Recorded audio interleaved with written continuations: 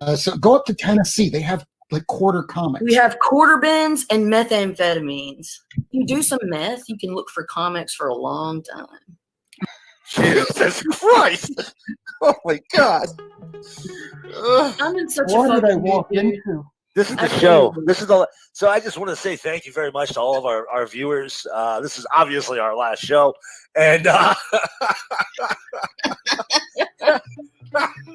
reminder: this is TVMA, and this is why we have to throw this graphic up pretty often.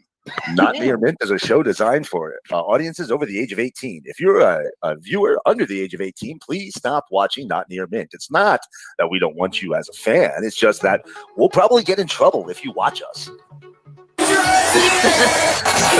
Yeah. Shall we begin?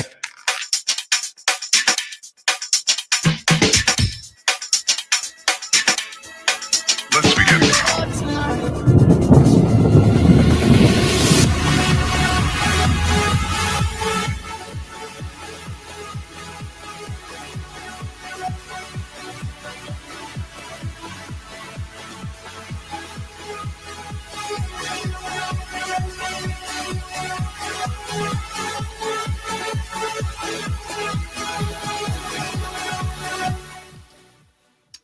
It's New Comic Book Wednesday on Thanksgiving Eve.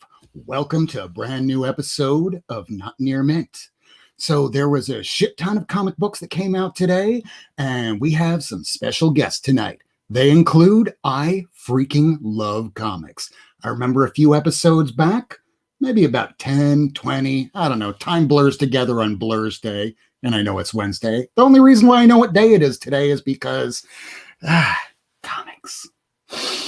Love that old comic smell, love the new comic smell. But let's bring in the rest of our panel, starting with Lady Fantastic.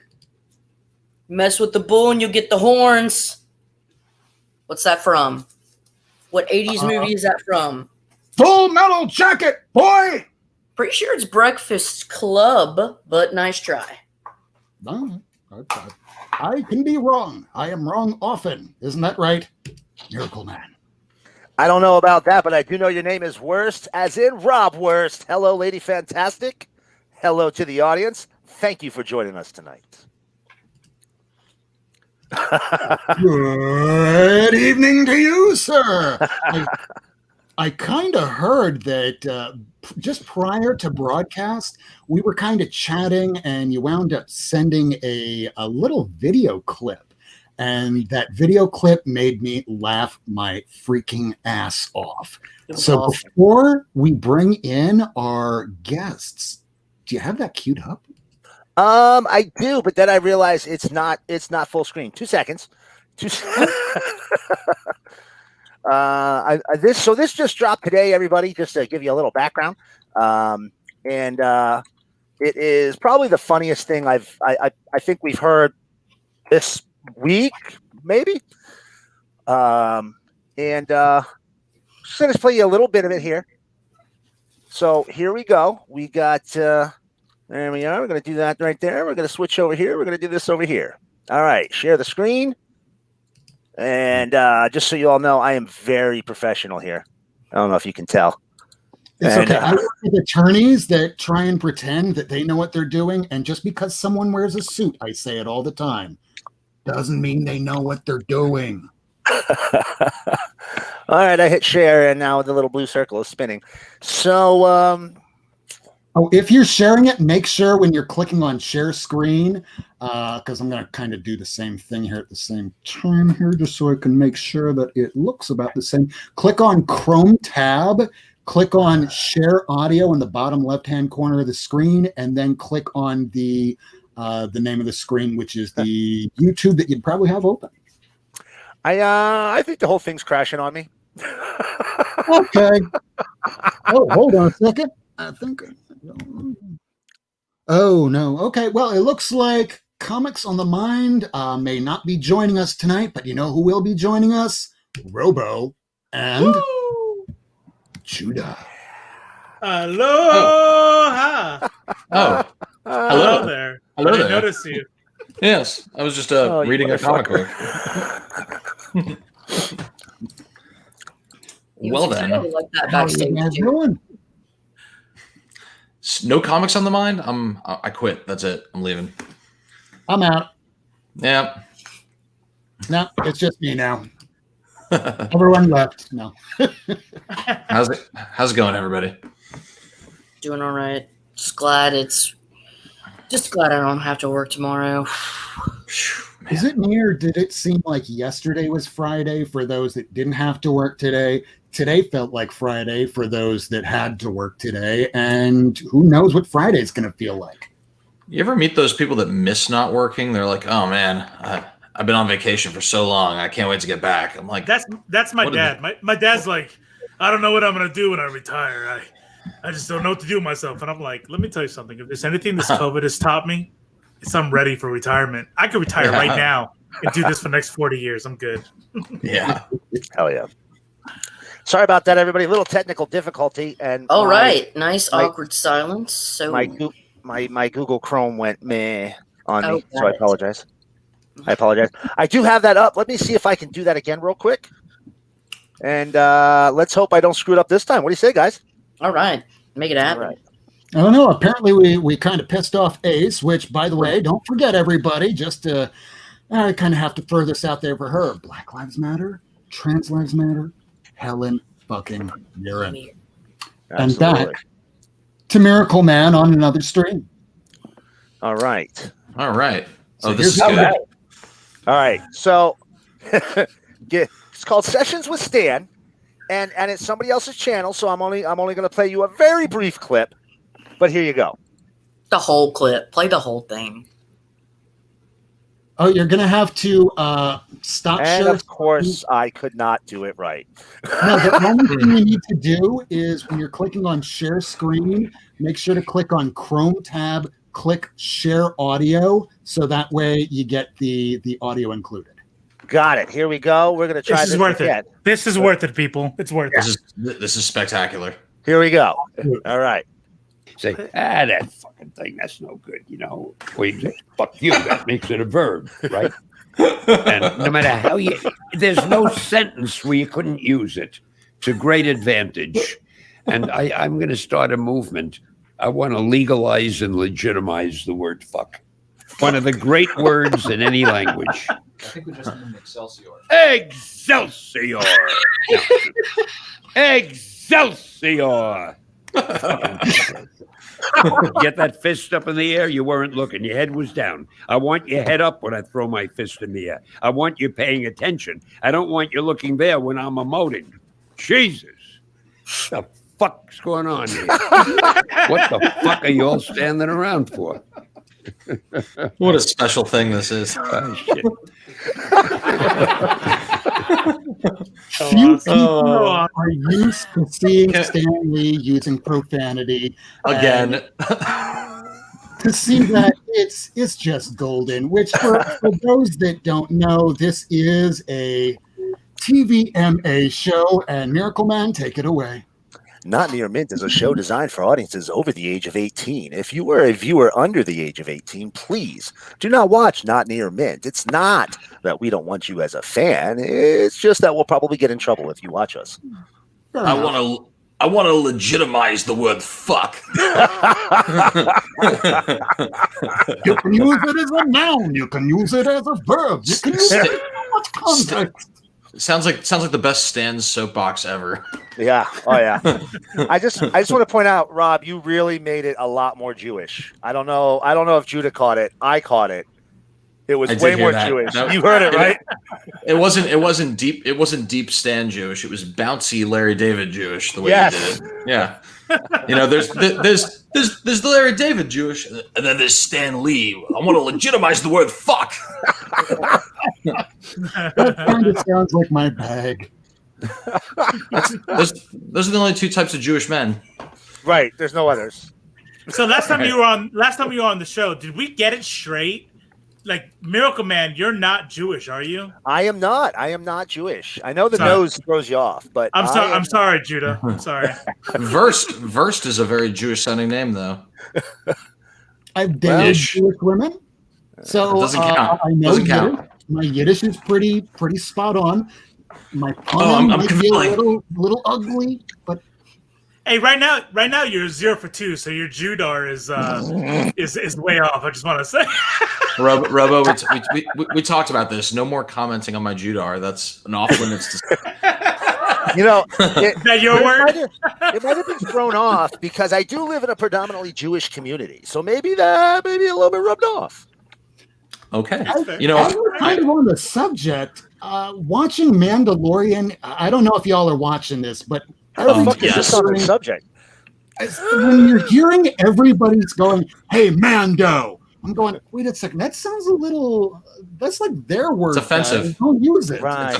It's like offensive, saying, yeah. I don't know, like, hey, Jew. I would never say that. Those are Yeah, Rob, it all Don't be depends. afraid. Sorry.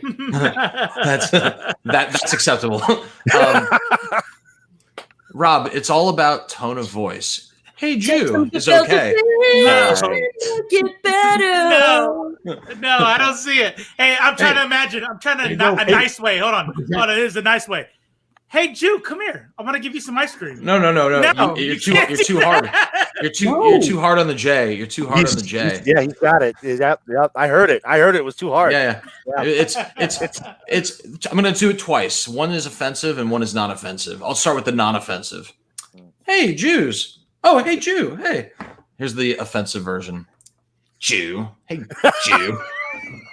It's all about putting that stank. This on is your why voice. it's rated MA for mature. What if he said like, "Hey, Semites"?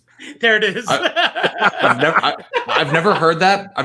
But that's just a couple letters away from termites, and Louis Farrakhan already touched that base. I'm the most pro-Semite person in this room. Well, everybody knows that. I'm pro-Semitic. Pro-Semitic. If we haven't gotten picked off, it got so bad we lost Lady Fantastic. Do you know like, how ow. bad we have to be She to thought she fuck was up like, so hard to lose Lady Fantastic? Oh Jesus! she was like, I am not getting charged with a hate crime tonight. I'm fucking out. He was sound. I'll call the all lawyers in the U.S. hotline and tell them to lay off. Thank you. Appreciate it. You guys all know each other, right? Like on a first name basis, right? Yeah.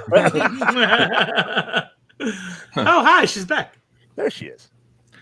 Speaking of things that come from Jews, how about some comics, eh? Fuck yeah. I like that. That was a good segue right there.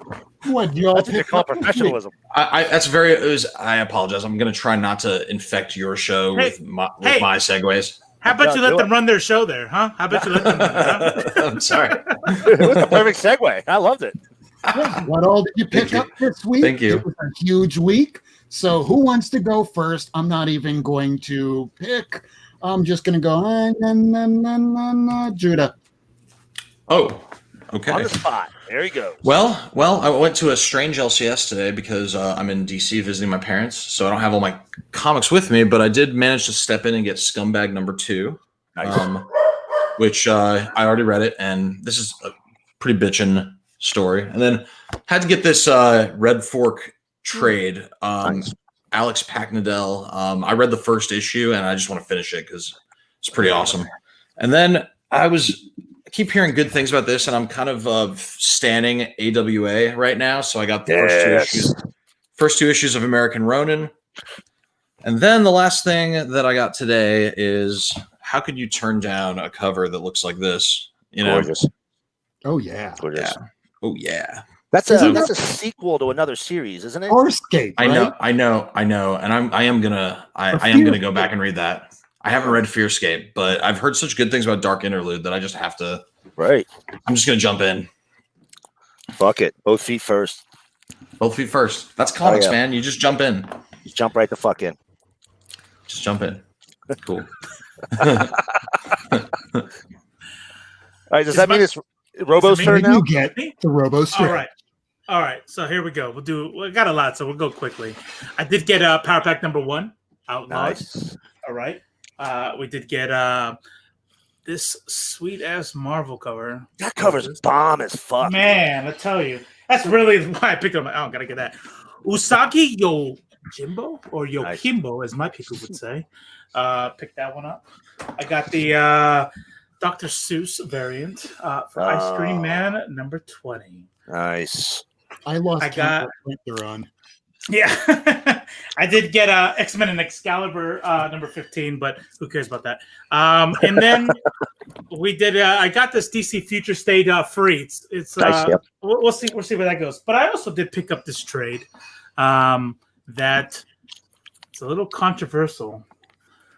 I don't know. I've heard I heard today on Twitter that this is an awesome book. Now, but the person I heard it from was Tom King, so I don't know if I should. Just be careful. Just be careful because he's going to betray you the second he can. Well, the last three, because if anybody knows me, they know that if it's shiny, I have to get it. I did get Monstrous, part 1 of Talk Stories, shiny cover. I did get Power Rangers, shiny cover. What is this one? This one is Peach Momoko yeah. cover. And then Invincible number 1, shiny letters, so still counts. Ooh, nice. All right, that's all. Very nice. Lovely. All good books. Now, Very next, Robo likes it a shiny. I like it. You like it a guys are shiny. selling books. I'm guessing, much like myself, nobody's read anything yet today. No. Oh, you did? I read some. All I right. had to read Scumbag too. Well, who wants to go first then, Lady Fantastic or Miracleman? Well, I guess I answered that. Guess it's my turn, huh? All right. So, I picked up a bunch of back issues and new stuff. So I'm going to go quick, or as fast as I go, which is not quick. I'll admit that. We got Maestro number 4. It's a fun story, but he's not really giving us a lot. And of course, I'm picking up the deluxe, the reprint of Walking Dead. I did the whole run, but fuck it, why not get it again? Grim Fairy Tales Holiday Pinup Special. Ooh, nice. Let me tell you, if it says Zenoscope, trust that it's crappily written. But everybody will be pretty. Some cheesecake right there. It's all cheesecake. It's all cheesecake. Although they're doing a Robin Hood series right now that's actually pretty decent. She's half dressed, of course, but it's still pretty decent.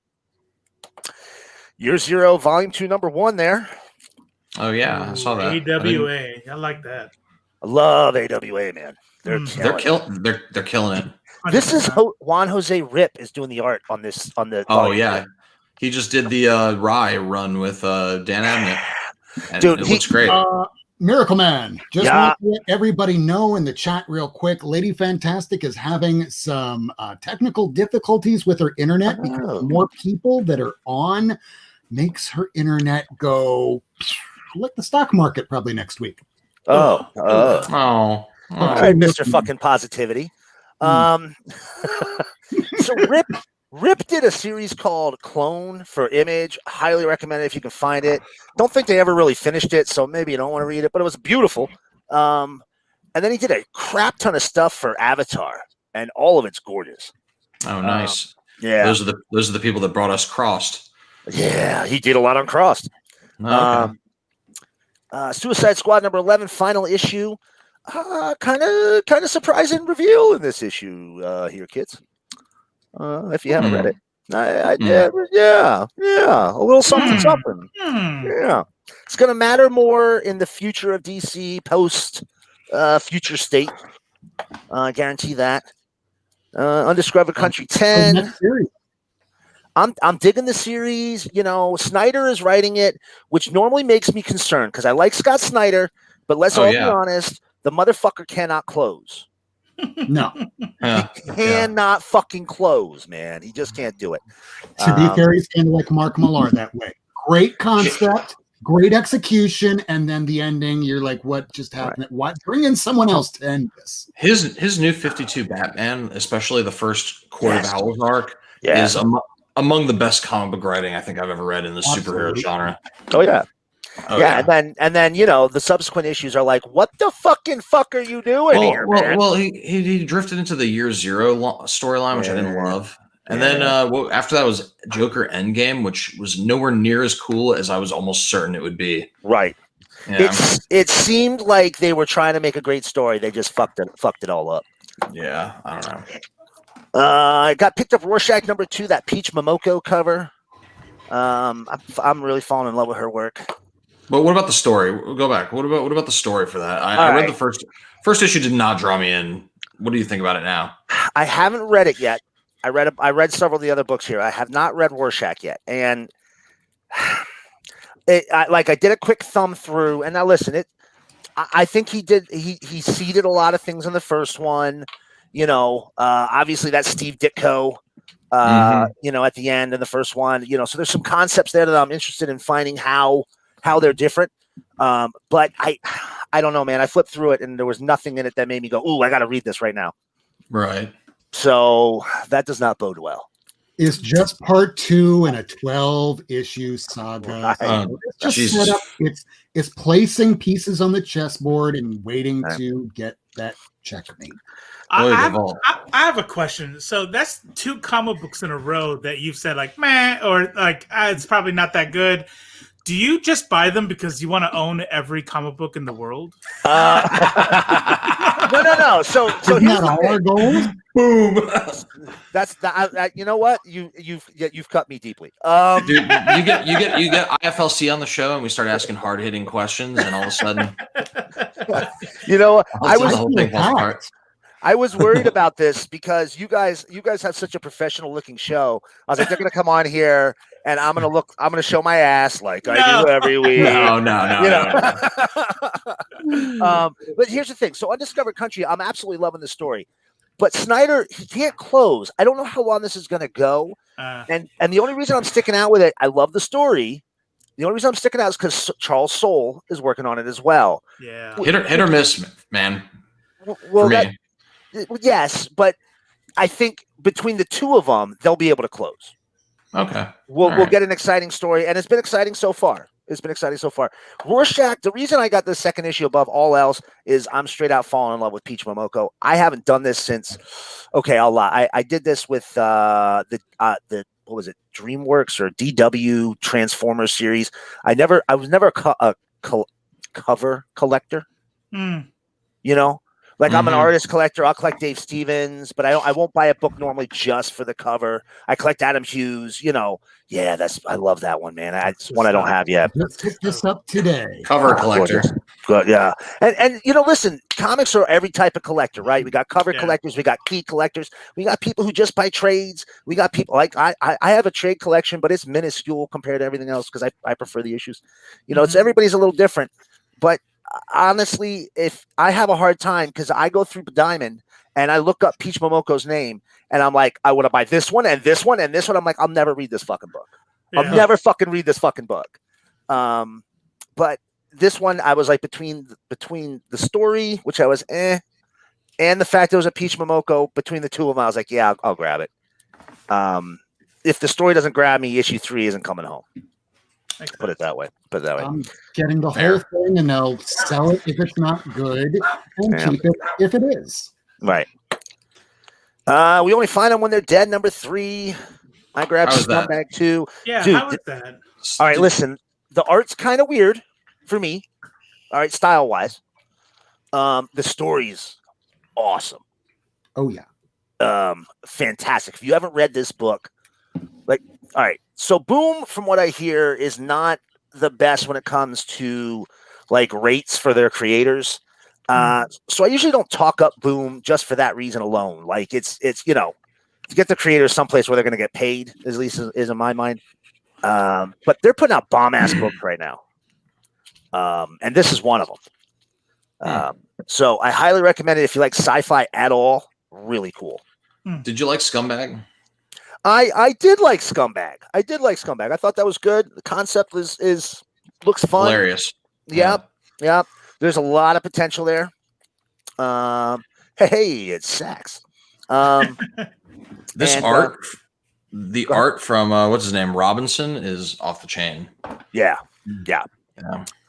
I've enjoyed it. I enjoyed the first issue. The second one's looking good. There's that Kaiju. Kaiju. Yeah. Definitely kaiju. Kaiju score. Did that come out today? I saw Yeah. that. I almost picked that up. Have you read it or no? I read like the first 3 pages, and then I had to start making dinner. But Dinner? it looks good. Who the hell needs dinner? You know what I'm saying? It's like 10:30. Wait, you're in DC. You're the same Wait. time. You're spending money on food? I know, right? On comics. I know, right? If I could convince my children they didn't need to eat. Oh man, let me tell you. Oh man. Ace says kaiju. Ooh. Shots She fired. can. She can. She is a Jewish. They're She's Jewish. allowed. She's a member of the tribe, as we say. Right. I'm not allowed to say that. They're a member of the tribe, and that's why I read it. That's how people get away with this stuff. So they write kaiju. I don't know if I can make that joke, but it's okay because I'm just reading what they wrote, and that's how you do it. You know what I mean? You can be anti-Semitic by just reading anti-Semitic shit that other people Hey, say. look, I don't know. That's what he said. What do you want to do? Hey, if you edit something where you just take 2 seconds out, you can ruin someone's life. Please don't do that to anybody. Well, it was nice knowing you, Robo. And that's the end of Not Near Mint. So We canceled ourselves. right, fair. It would have been fair. Here's another one. Apparently blew up. Origins #1. I haven't read it. Came out 2 weeks ago. I just got it today.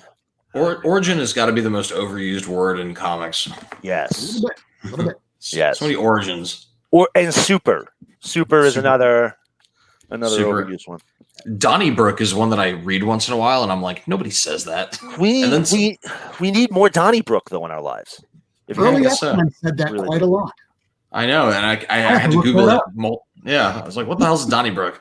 Y'all remember in the early 2000s, Mark Millar kept writing Meatball in the dialogue?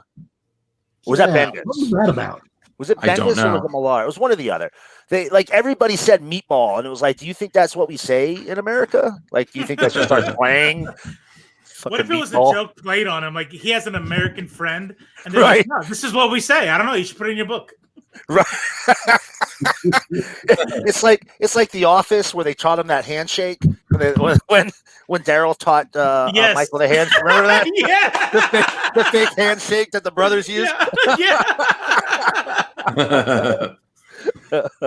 Gratuitous Sack. That's correct. Gratuitous Sacks is saying, well, if you read Protocols of Elders of Zion, yes, you are anti-Semitic. Well, yeah. I mean, you can read it. You Yeah, just you don't can read it. believe it. Right. You can read it for information in the same way that you can read Mein Kampf, just so that you understand I don't know, a book. But otherwise, if you go around going, well, he said, I'm like, you're an asshole. You actually believe the shit.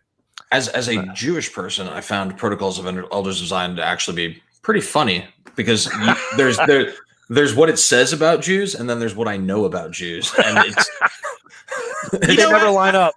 There's no way. I figure it's all about your nonverbals at the end of the book. When you close the book, when you're done, you have 2 nonverbals you can do. You can go, okay.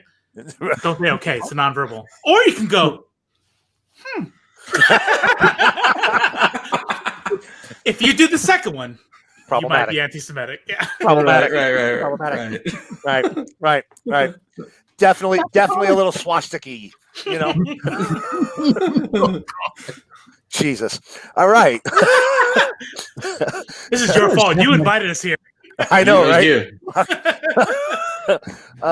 Savage Dragon 254. This black cover is just fucking bomb, man. I really like that. Is cool. That's a great cover. Savage Dragon is a comic book that, like, everything I've read of it is amazing, but I just know that if I read any more, I'm gonna fall into that trap where I read all of it, and then that's just one more thing I read all of, and then I won't get anything done.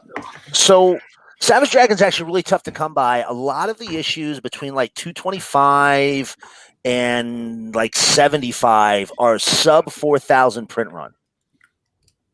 So it's really tough to come by. The trades have been out of print for fucking ever. I don't know why Larson doesn't have them back in print. 250 came out, dude. You should have put a run out of all the fucking trades. I got a very interesting copy of 250. It's the one with what was it, Robo? Do you remind me which one was the one I got? It's like Garfield style or something like that cover, but it was pretty awesome. I don't know of what. I got the Savage Dragon 250, I think, but it was the variant with 252 with the peanuts. Peanuts. That's it. Peanuts. That's what it was. That's what it was. 252 with the peanuts. Yeah. That And was they good. reprinted it with a better looking cover. The peanuts one was the second cover.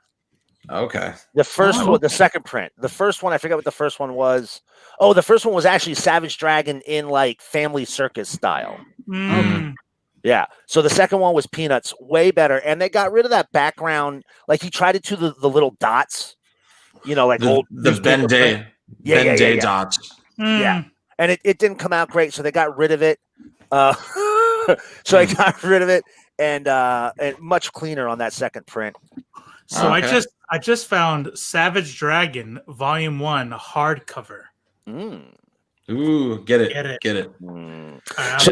So I've got like the first 30 issues of that series, and then after that, it starts getting real sporadic for me. And I've been hunting them for a year. So that'd be a great run to have.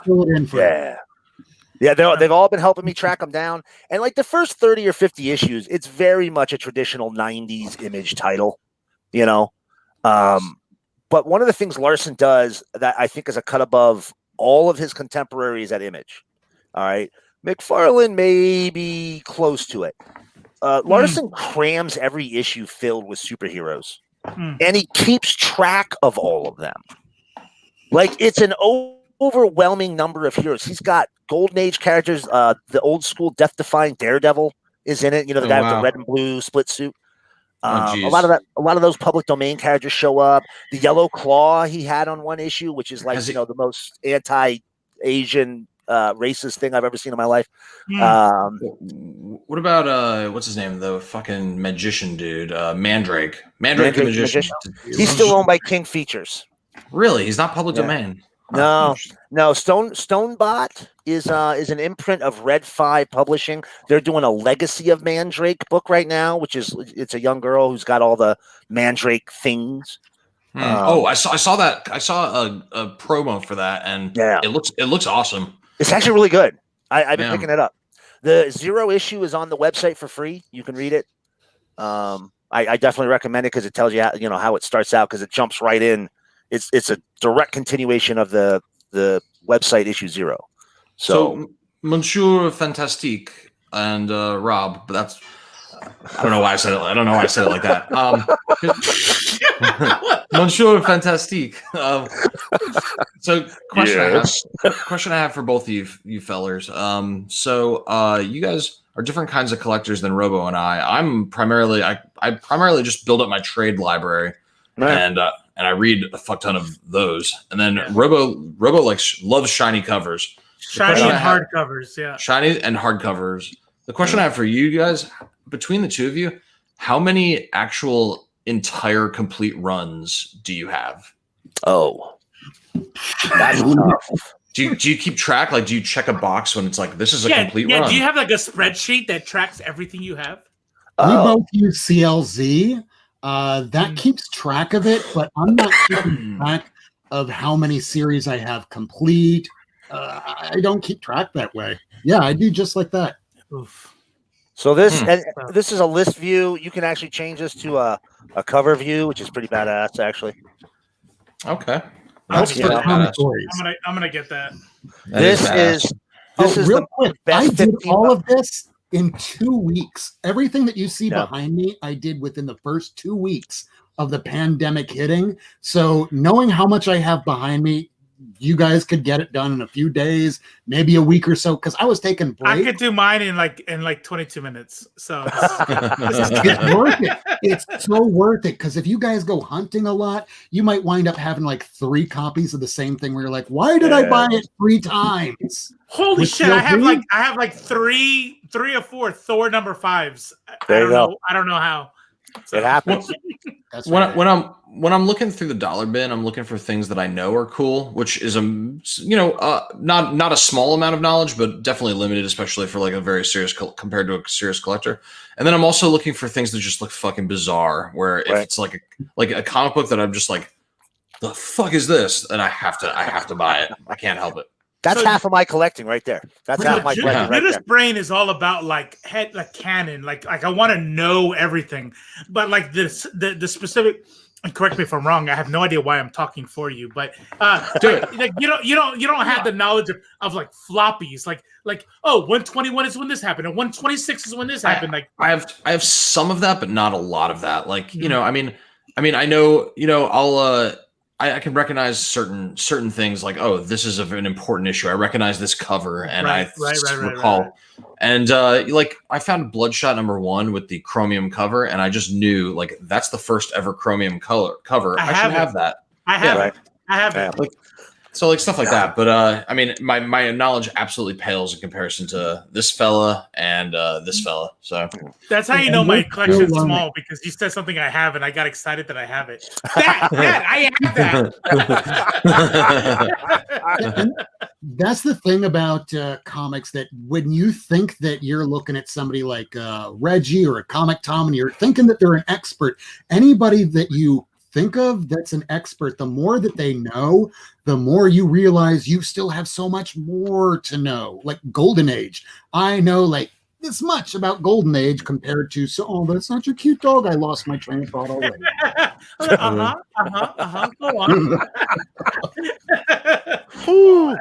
This is Khaleesi, Breaker of Chains. Nice. Breaker of Thoughts. Yeah. So back to books. Let's see what else you got there, Miracleman. All right. So happy hour #1. This is from Ahoy. I don't know if you guys have ever read a Ahoy book, but I recommend every single one of them. Okay. They're if you see Ahoy on it, it's going to be good. Okay. I know the shared. So go ahead. Like a shared universe kind of thing, or nope. Everything is its own story. They do things in like 5 or 6 issue increments. Then they take a break. Then maybe the series comes back. It depends on which one. They did Captain Ginger, which was Cats in Space. It's really cool. I know it sounds a little funny. This one here is about everybody is federally mandated to be happy at all times, and if you're not, the popo comes and gives you a beat down till you're happy. Gives me dog videos every day.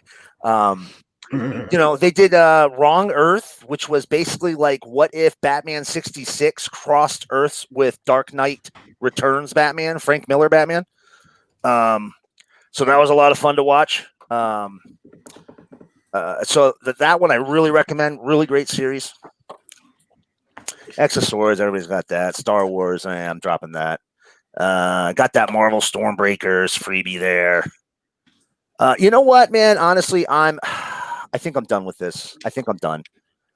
Legion of Superheroes 11. You're done with that? Yeah, I Legion. I just can't do it anymore. Is it boring or what? It's Bendis. So it's like literally the first page is a giant head with text all the way down both sides. And you figure it's talking heads Bendis, but man, he's really driving that home. Yeah, I got it. So it's tough. It's tough to get into. Flash. There's that Future State. This one. This was fun. I can't believe I missed that. Wow. Is that today? That came out today. I can't believe I missed that. All of DC. Oh, wow. Is this shiny? No, but it is a hardcover. That's an awesome. It's a $5.99 book. I swear to Christ, if you could go to 5 comic shops, all 5 of them will still have copies tomorrow. Yes. Okay. I think I will. Are you throwing shade right now? Is that what's going on? I'm not saying that it's a bad book. I'm just saying it's so bad. You're just saying that DC. Please believe it won't be sold out. It'll be there. You're saying that DC metal tie-ins are disposable for suckers. I mean, listen. Sometimes we buy a comic because we like the story, not because it's the first appearance of the butt fucker or whatever, man. And sometimes you buy a comic because Wait. You have the first appearance as the butt fucker? As a matter of fact, I do. It's Puritan number 4. Butt fucker number. Oh, nice. I believe it. I have seen his collection. I would absolutely believe it. So I'll tell this story off air. Batgirl number 50. That's the final issue of the series. I meant to get the Dodson cover. I don't know how I ended up with this one, but it's still a cool cover. That's moon. That's a very moon-faced Joker right there, isn't it? Though, isn't it? Yeah, angular Joker. Now here are these back issues I got. I got some cool stuff this week, and I forgot. Yeah, tomorrow's Thanksgiving, so don't try going to a comic shop. Yeah. But I'm sure there's going to be a shit ton of Black on Friday sales on Thursday on Instagram, on YouTube, but it won't be on this channel. There you go. Back to you, Miracleman. So first of all, I'm going to show one that I think will have Robo's interest. Can I get their number? So wait for it. If you like shiny covers, Robo, I highly recommend you familiarize yourself with the Chaos line from the 90s. Oh yeah. Here's Detonator number 1. I can't even see it. That. No, that's great. That is, I know exactly what's going on there because I try to take pictures of my comics all the time, and it does that. Yeah. Hey, so, is Lady Death Comicsgate adjacent? No. And here's why Brian Pulido doesn't fucking need them. He crowdfunds with Indiegogo though, so that raised a red flag. But yes. I love sexy illustrations, so I wanted to get it, but then I was like, "Oh, Indiegogo." All right. So here's the thing. First of all of those things he does in Indiegogo, you're going to be able to buy out of Diamond a month later. He fundraises on there, and then he puts it on. He sells it through Diamond, so you can still buy it through Diamond. Pulido is big enough that he doesn't need those guys. I don't know what he's like as a person. He's a 90s metal dude. You know what I mean? Like, so he's always had that very much, I don't give a fuck what you care about type of attitude. And, Chaos comics in the 90s were literally metal in comics form. Right. You very much see that with him today. But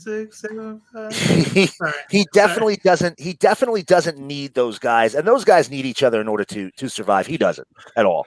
Right. It's kind of like why isn't Liefeld Comicsgate? Because he didn't fucking need them. So I can buy Pulido until he does something fucked up. Basically, I would say yes. I know of nothing that's problematic with him. So he's a nice guy. Look at that second print. Oh, that's gorgeous. That's the first Professor Hulk there. This is what I do. This is what I do with you guys' show. Every time you throw something up there, I go to I'm like, ooh, eBay. Let's go to eBay. That's weird. I do that every time I watch another show too. That's Tucci is not. So there, Sachs just said it right there. Go back to Sachs one real quick there. Pulido, fine. Billy Tucci, stay away from him. He's the she guy. He's Comicsgate all the way, and of course, Van Slymer. Is Tucci on Chaos? No, he's doing his own thing. All right, he's doing his own thing. Okay. Which Hulk is that? That's Incredible Hulk 377. There's, I believe, 4 printings of this. 3. Well, I thought the 4th one was like a giveaway. How did you? Hold on. How did you know that off the top of your head? That the 377 has 3 printings. You just fucking knew that? Yeah, because the 3rd print is super fucking hard to find. Right. And I had a stack about this big inside a bunch of dollar boxes that I had. Now they're like $300, $500 in high grade. Judah, you used to be impressive to me, and now you're just like, you're a fucking dorming. That's what the fuck you are now. Way back in the day, I had a low grade copy of a Fantastic 448 that I traded for a bunch of either Bloodshot number 1s or Turok 1s. I can't remember which. 19, or it was the day it came out, and that was when you thought that Valiant was like printing money. You said that, and my balls literally climbed back into my stomach. That's how that made me feel. That still makes me feel that way, and that was about 30 years ago. Jesus Christ. First appearance of Professor Hulk. I like it. Ooh. I like it. So you got a Dave Stevens. Here's my Dave Stevens of the week. King Kong #1 from Monster Comics. This is like 5 or 6 issues. The first issue is Dave Stevens cover. The second issue is a Mark Schultz cover. And after that, you don't have to give a fuck because none of them are any good. But those first 2 are beautiful covers. Eradicators #1 from Volume 2. I love this publisher, Greater Mercury Comics. Okay. A whole lot of history to this. This guy, Chris Silver, started Silver Wolf Comics, and he was pulling kids literally right out of high school to write and draw his comics. Oh, sounds great. The first issue of Eradicators from Volume 1 is Ron Lim's first professional work. No shit. Yes. How old was he? Like literally 18, 17, senior in high school. Have you met him? He's like the nicest dude that's ever lived. Yes, I have. And he always does signings with his son there, just sketching. And yeah, man, I love nice dude. But not only Ron Lim, he also got Tim Vigil's first work. Ooh. The guy did Faust. He was doing a book called Grips, which if you thought Faust was violent, Grips was pretty violent. I like violent. Violent instead of pornographically violent. Right. Okay. Just more about murder, less about fucking murder. So not crossed. Okay. Right. Okay. Right. Not torture porn. Yeah. Warrior Nun Black and White #8 here. So this, everybody saw Warrior Nun on Netflix. I don't know if you saw it. Oh yeah. I didn't see it. So Warrior Nun started off at Antarctic Press, then later went over to Avatar, and I think Avatar's still printing it. It's a fun little black and white, but anything Antarctic Press, count on a minimum of 19 to 24 editing errors. Oh yeah. Like misspellings and stuff going off the page. And Terrible. Frustrating. It's 2 guys. They do the Ben Dunn and I think John Dunn. They're brothers. They're kind of dick bags, from what I hear. But they put out some funky comics. I think the pinnacle of Ron Mars's Silver Surfer career was when he did Dangerous Artifacts, that one shot, and that's like a beautiful, perfect comic book. Except they printed and the editing and printing is so fucked up. It's like such a tragedy that they ruined a great comic by having like panels that are half off the page and all that other shit. Yeah, it's so frustrating. Is that the one where the silver doesn't line up on the cover? Like they did a chromium Silver Surfer on the cover and it doesn't line up? No. I have that one. That's like 50 or something, right? That's part of the Herald ordeal, I think. Right. Yeah, I think you're right. Mm-hmm. Yeah. So this here, Fabulous Furry Freak Brothers, this is literally a book about 3 just fucking stoners. And it was written like 70s, 80s. So I highly recommend this one. Us to figure out what printing that was. This is 8th printing. Does that have boobs? That looks like it has boobs. Oh, well, no, that's a nose. Oh, but you could see boobs in this book. You could see. I don't mean to feed a fed horse, but a nose that large could definitely be an anti-Semitic caricature. It's something I would be wary of. I mean, they all have giant noses if you look. But so this goes back to my question before. So you're going along. You're like, hey, I'm going comic book hunting.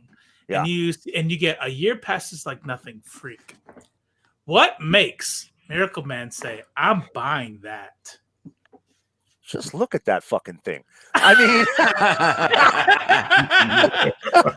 I'm getting that. Is it valuable? Is it a great story? Like, do you know that this is something big? Like, or did you just go, okay, it's a comic book. I'm gonna go, and my goal is to own every fucking comic book in the world. I think if something looks weird, you want to own it. I get it. Yes, Judah and I have the same type of mindset there. Kinda. He doesn't have anything weird though. He understands you, but he's not you. So I just want to know. Robo, I just haven't shown you my weird stuff. Come over. Let me show you my weird stuff. No, now I'm afraid. No. I have. So at the beginning of my collecting, I was primarily a DC Marvel. I was a big 2-person, team and like the Hulk and Swamp Thing. Those were my books. Anything that had a team and the Hulk and Swamp Thing. And then, you know, as I got older, I got more into DC, and I got really into Superman for a while. Goddamn right it is. And boobies does sell. Yes. Yep, that's right too. Ugliest fucking shit I've ever fucking seen. I'm gonna buy it. And as I got older, you know, I got into Superman and Justice League, and you know, again, a couple more years go by, and I get back into a little bit broader stuff, and then I started getting more into Image in the early 2000s, mid 2000s, when Image really started kicking ass. You know, there was Walking like Dead and Walking Dead hit, but dude, there was like 5 or 6 years where every single book Image put out was a fucking banger. You know, every new series, like bam, bam, bam, and they were really good. I think they're still in it. I think they're still in it. I think they've tapered off. I think some of the other guys are starting to pick it up, like Boom and Vault and Scout. They're not the only game in town with really great creator-owned stuff. But, Right. Yeah. But you're right. I mean, they are still putting out great stuff. You know, and then after that, you know, after a while, you get to a point where like I've read a lot of like mainstream books. I want to find something new. And for me, that was fucking weird shit. You know, and when you start researching this stuff, a lot of this stuff starts, it's like dominoes, right? You know, like I looked up, so Rocketeer, Rob, last week I sent Rob some Rocketeer books, and Dave Stevens did Rocketeer, and you know, you guys remember the Rocketeer movie back in like '84, you know? Yeah. Fucking awesome movie. No, that is an awesome movie. 192. I just watched it. Yeah, it has to be 90s. You're right. Yeah, But- Robo saw that in theaters, I think. I saw it. I probably did. That's what scared me. I'm like, no, not 80s. But you know, so I start getting into that, and I look at that. Well, then I start looking. You know, Dave Stevens does a lot of beautiful work, and I start picking up the Dave Stevens covers, and then you know, I can recognize his artwork as soon as I see it. Now I don't even have to look for the book for the name. I don't have to look up the title.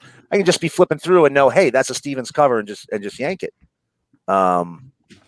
So I mean, that's really what it comes down to. And right now, it's just I've got so much regular. I have right now 12,000 DC comics.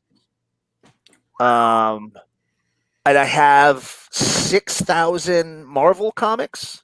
But you can't even feed your fucking kids. and no, that's just it. I'd have more if I didn't have to feed these fucking kids. And then you know, like that 70s show, I could have had a fucking Corvette. No, I could have had fucking Action Comics #1 20 years ago. It could have been a contender. Right. But yeah, that's what it is. I'm getting into this weird shit. Well, like last 6-7 years. And we're also almost at an hour. Wow, I'm yapping. Let me get this done. I'll do these real quick.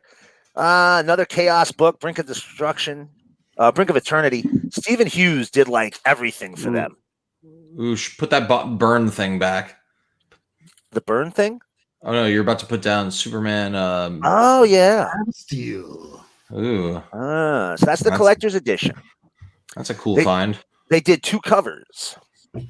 And I had the other cover forever. This is burn, right? Yep. Okay. Yep. Avengers 273. There's your 25th anniversary cover. Nice. Oh, that's a dope cover. Oh my god. Richard Thanks, Rider is a handsome man. No, that's Dane Dorrance. That's Dane Dorrance. Oh, that's the Black Knight. Oh fuck, man. Yeah, you're right. Damn. Zatanna #1. What's she wearing? Too much, really, if you think about it. I mean, she's got the fishnets, but look at those boots. I mean, really, those should not be that high. Yeah. Lower. And her shirt should be less opaque, is all I'm saying. Right. They're not. They're not. She should be running around shoeless. Let's be honest. Have you ever seen a beautiful woman's feet in fishnets? It's the most gorgeous sight in the world. You're telling on yourself. I know. So here we have here we have a book I picked up for my friend Rob. Moving on. Have you ever seen a beautiful woman taking a leak? It's like the most amazing. Whoops. What the fuck? Have you ever seen Ali Sheedy take a poop? Y'all tell you what, man. Good night, everybody. Not like a beautiful woman farting, right? Anyway, wow. I got This is what happens when you This is have what no happened. women on the show. I know. Lady It is. Fantastic, this is your fault. This Hey, is her hey, It's fault. your fault. Should I drop a link for you? I think she's happy to watch us crash and burn on her own. I don't know. She's enjoying it. She wants to. I mean, The night Oh. Not Near Mint got canceled. Yeah. Gloriously. A show with a lady, it would be okay to end one with a lady. You know, if you're gonna go out, I've always said if you're gonna go out in a shower of diarrhea. You know, Yeah, no, that's what he says all the time. I don't know why, but he says I'm that always saying all that. the I'm- time. Yeah. It- and Robo's like enough, with this guy. right. he's like enough with the diarrhea already. You know, Right. Woo. Is that Anyway. your mother? Is that your mother over there? That's Your awesome. poor mother. Your poor mother. So Superman number 4 there, guys. That's the first Bloodsport. That's gonna be That's gonna be Idris Elba's character in Suicide Squad. Real high grade of those are starting to fly up. Yeah. Now I grab these every time I see them because they don't come up often. But I got a nice pile of Beavis and Butthead. I hear the music right away. The dun dun dun dun dun. Oh, yeah. Dun, dun, dun. Oh yeah. Cornholio. Oh, yeah. Tippy for my bungle. I think I have like You're a wolf. I think I have like 8 copies of them. Stupid. These fucking guys. Okay. Come to my- No, like, can you shut the fuck up? Can you shut the fuck up while I talk about my goddamn comics? All right. Yeah, shut the fuck up. So here we go. Another one that I do by art, Wally Wood. He did these covers for these original Weird Science prints back in the 50s. These are the reprints from the 90s. He did 4 issues with the covers. He did the covers for 4 issues. All 4 issues were reprinted.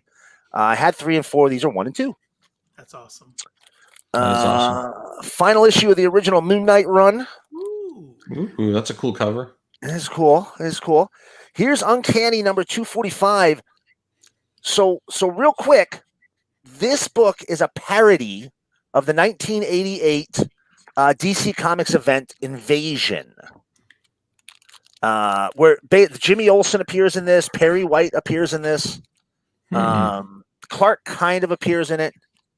Like vaguely though, just to Right. get around. Yeah. Right, like you see the editor standing there like Perry White, and you see his cigar with the smoke coming off, but you don't see his face. I see. You know. Okay.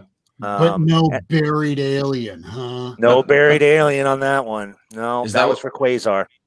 Is that what we call a pastiche? I think is the trade term for that. I think it was even less pastiche because pastiche at least makes a vague attempt to pretend it's another character. They really didn't even fucking try. They just didn't I show can't up. remember my memory. I have a name floating in my head of what I might be. Buried alien, buried So- Allen. Don't say the word. Yeah, you're buried alien. Oh, okay. So Rob here is kind of going off on a tangent. Quasar, which was a 90s series from Marvel, had Barry Allen appear in their universe. And they No. said, yes. And they said that when he died in Crisis on Infinite Earths number 8, he didn't really die. He entered the Marvel universe. But he's so fucked up, he can't remember who he is. And he tries to say his name, but instead of saying Barry Allen, he says buried alien. I And need that then, now. and then he runs across the universe, defeating every speedster in the Marvel U, Including the champion? including the champion, and is declared the fastest man of 2 universes. Wow. That is Yeah. that's a Barry Allen fact right I there. will. Wow. I'll Wow. DM you the issues for that. Yeah, no, please. Please. I would like to read that entire. Do they have those in a storyline. shiny? Do they have those in a shiny or hardcover collection? yes, they do have it in a hardcover collection. As a matter of fact, For real. for I'll real. buy that motherfucker.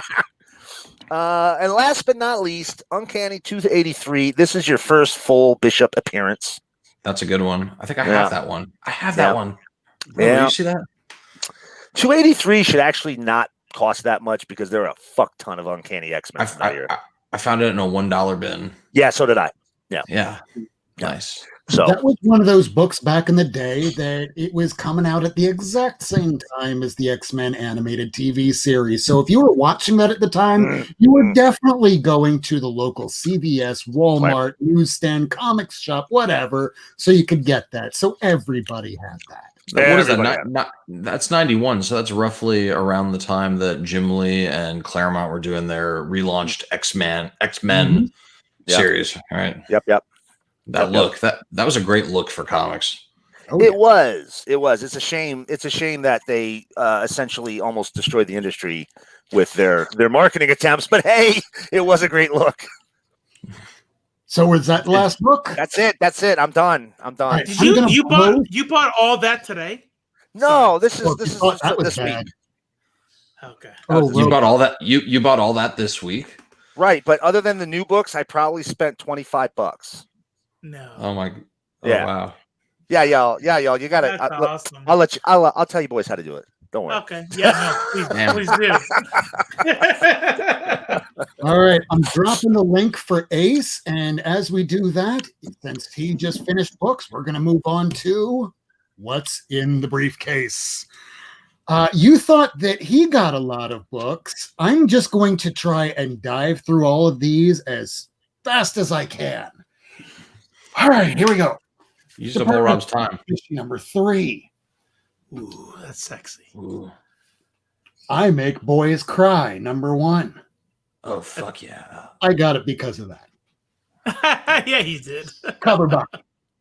And for those at home that keep wondering why the hell is he wearing sunglasses all the time, this is the reason why.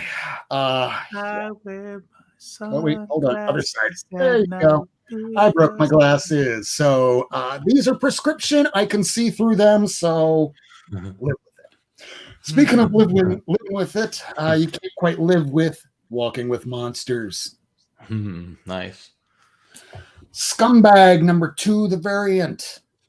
Can you hold that a little closer to the camera? Thicky McThickums, I like. That is nice. Damn. That's a That's good. a right I'm all right. I'm gonna have to buy that. I'm gonna get some bag. It's the That's a good leg. cover. I love the legs on that. Mhm. Spawn, the Gunslinger edition. 3. That is Yep. a cool cover. I looked at that. Fuck. TMNT, the Donatello. This thing is thick. That reprints old stuff, right? I don't know. All I did was bag and board everything. I have not even looked at a single. It's a best of. Yeah, it is. It's a reprint. I'm That's good dope. with it. Yeah, no, that's dope. I I did a have little never- flippy flip. Ooh, Ace is here. Let me say hi. Look at who just joined. Hi. Yay. Ace. Ace, the one and only. So this is the person dropping comments all the time. Yay. Heck, let me blow through the rest of these, and then we can get to the subject.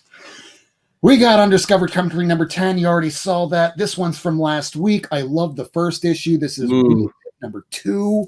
What publisher It's is so that? good. Is that Aftershock? That is Aftershock. Yeah. Now, I can't wait to read this, but I'm annoyed at the size of this. Annoyed. What are you doing, DC? I don't want these oversized. Reprint them in the oversized. I want things that can fit in a bag and board, which goes for you too, IDW, with TMNT, The Last Ronin. It's too large. I can't fit it in a bag of board. Make it easier for us. But it fits on a bookshelf. Oh, it fits in a bookshelf. I can't wait to read it, but it's going to be a while before I bag and board that one. Action Comics number 1027. It's A lot of super people. Right. Batman Beyond number 49. All right. Nice.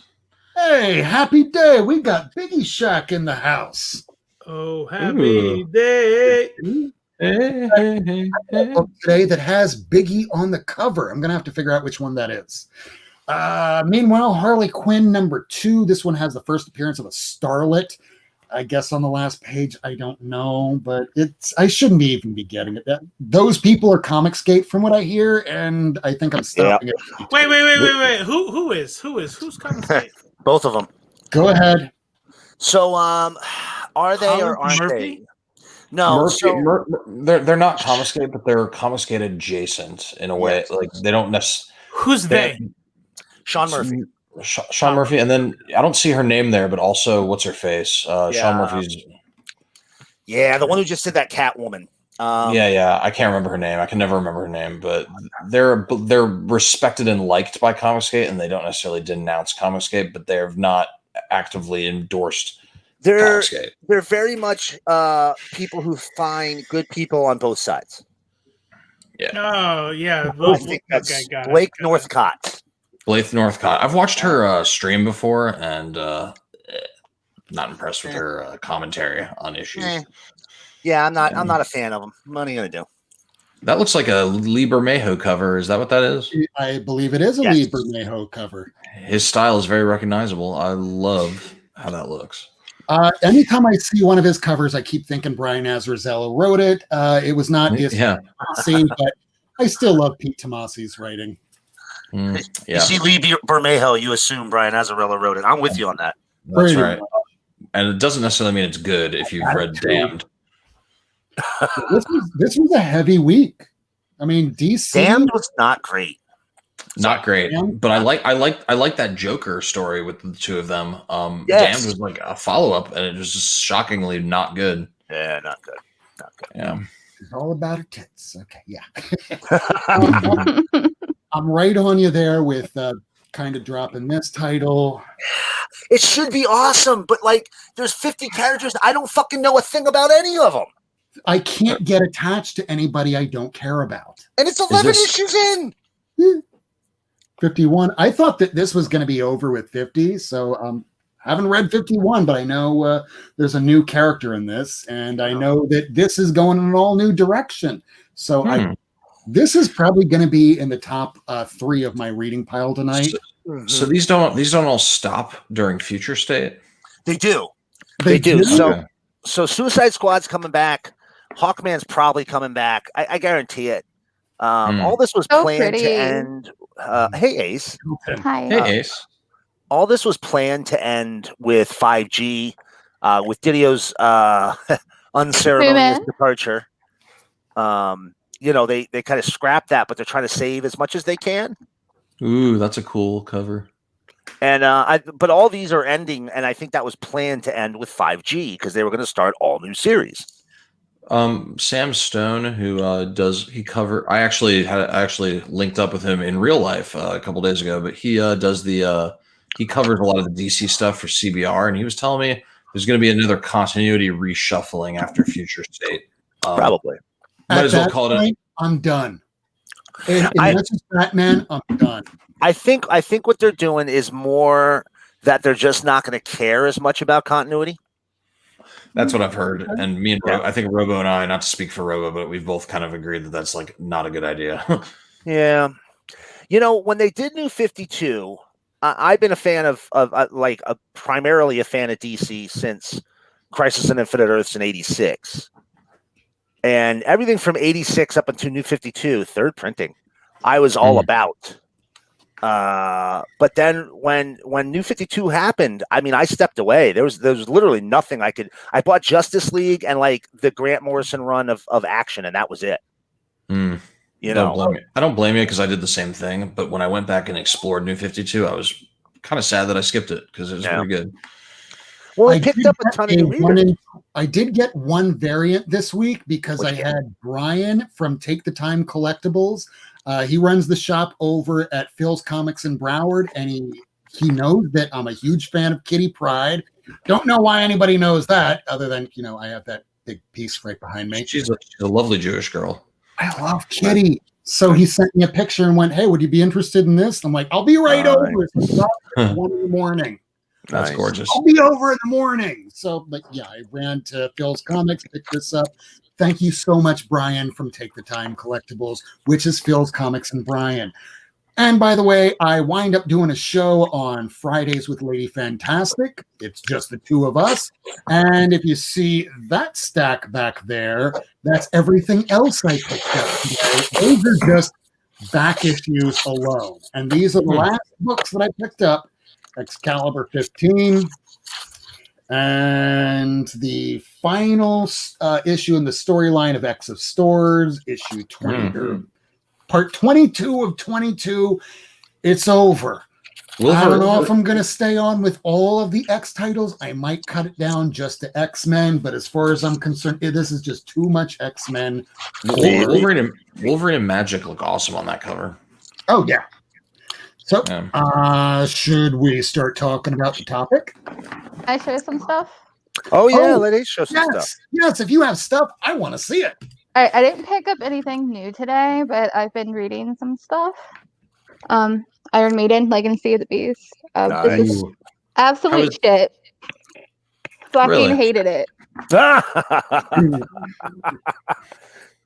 Then Blacklight District is short stories, but if you go to their website, to the album, and it like sings along with the comic. Nice. So nice. And I read No Heroine, which is a really good story about addiction. I read all 3 of those. Nice.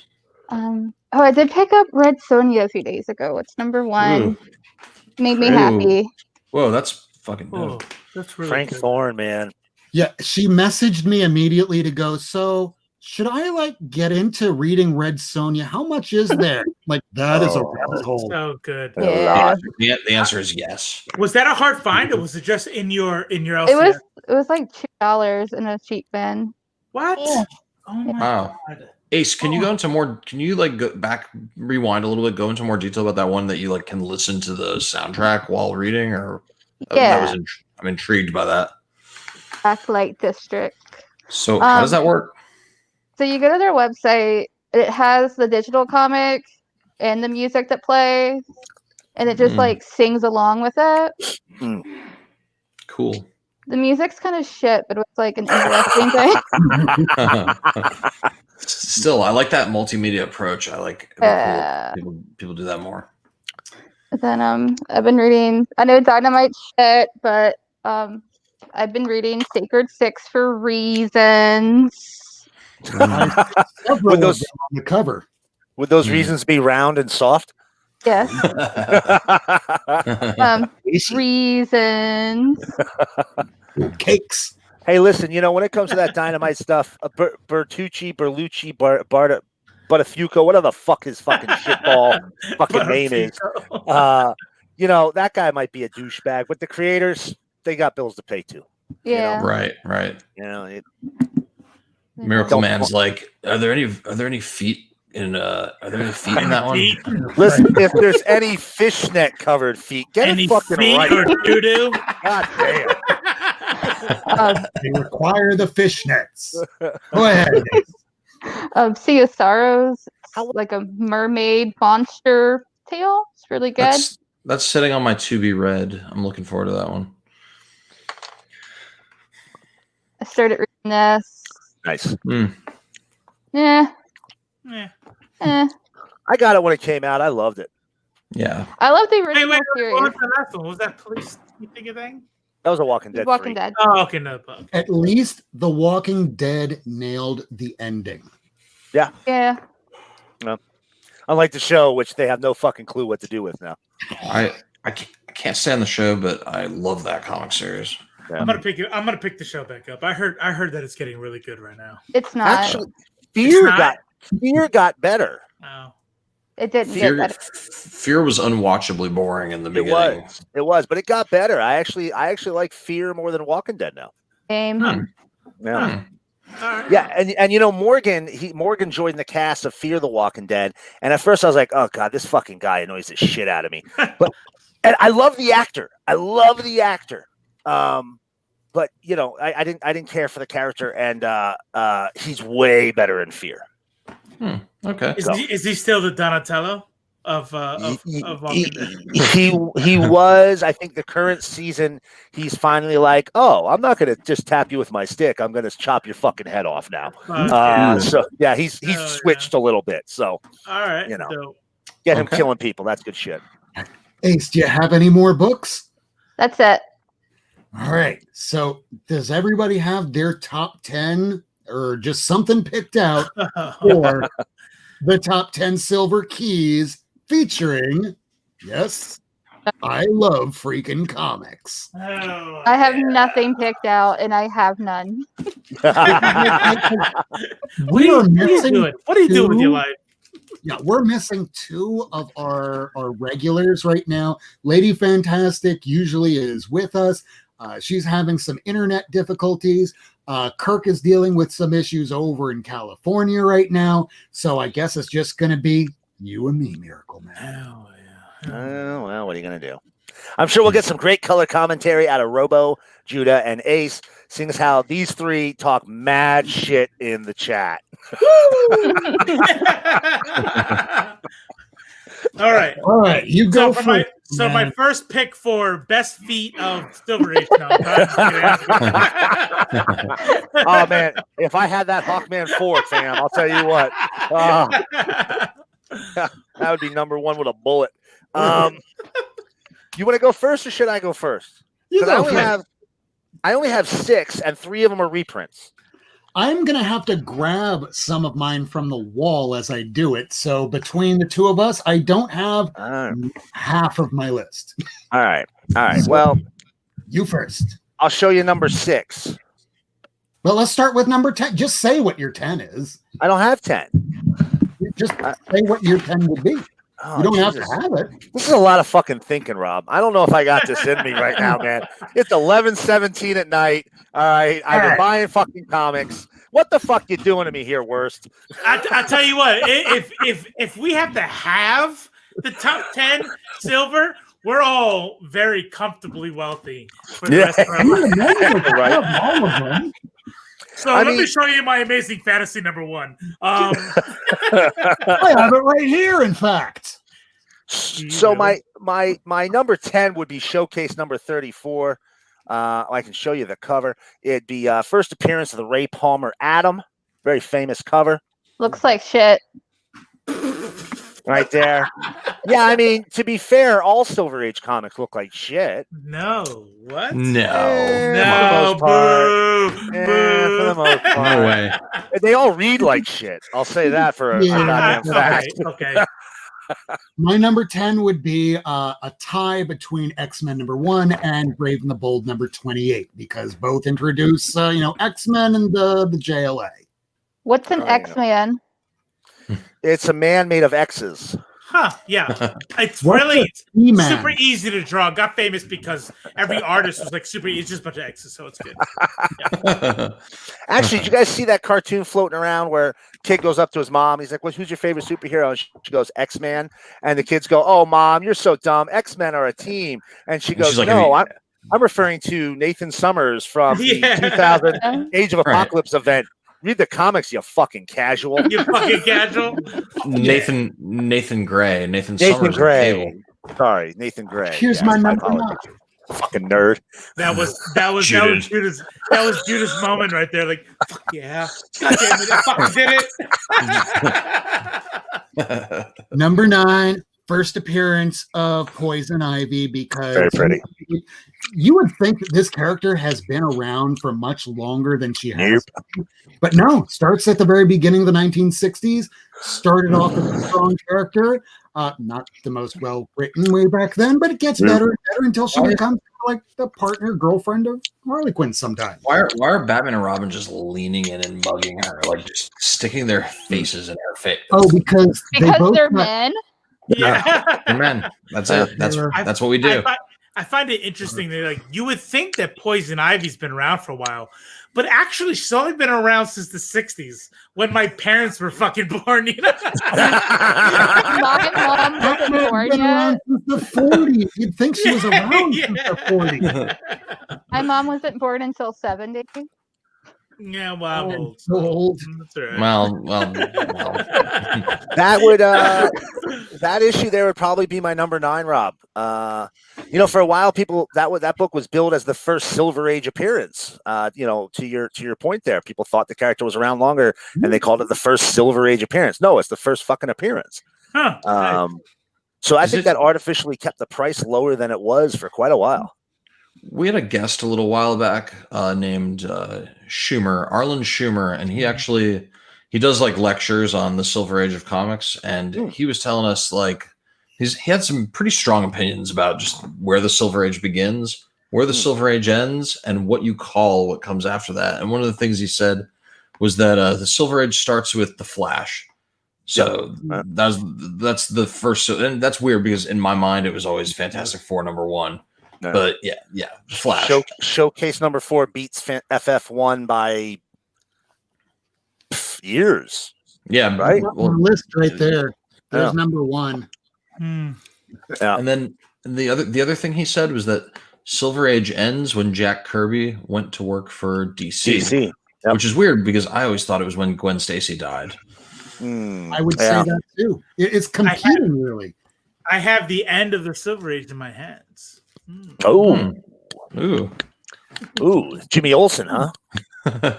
Did Robo's penis ended the Silver Age? Yeah, well, now you ruined the joke. So now when I show my penis, it's not gonna just fucking go, I guess. Miracleman. So your number 9 would also be Batman 181. Yeah, that would definitely be it. That would be the one.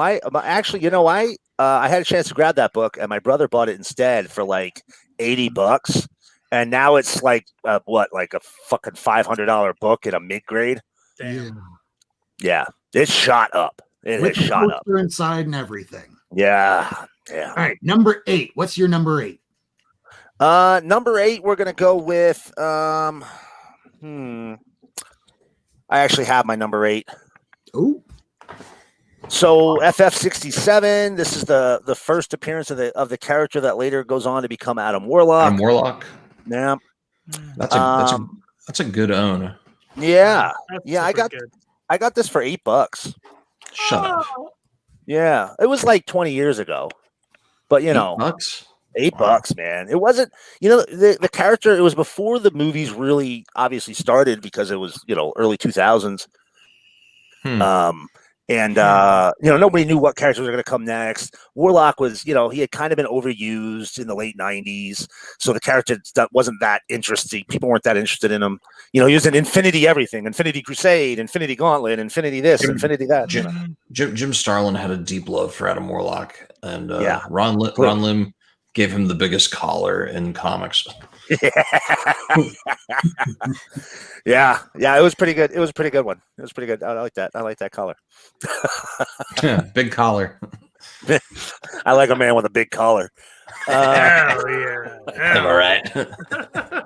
So number 8, that was yours? Yeah. Number 8. Well, speaking about fishnets and feet. Oh, God, I love that one so bad.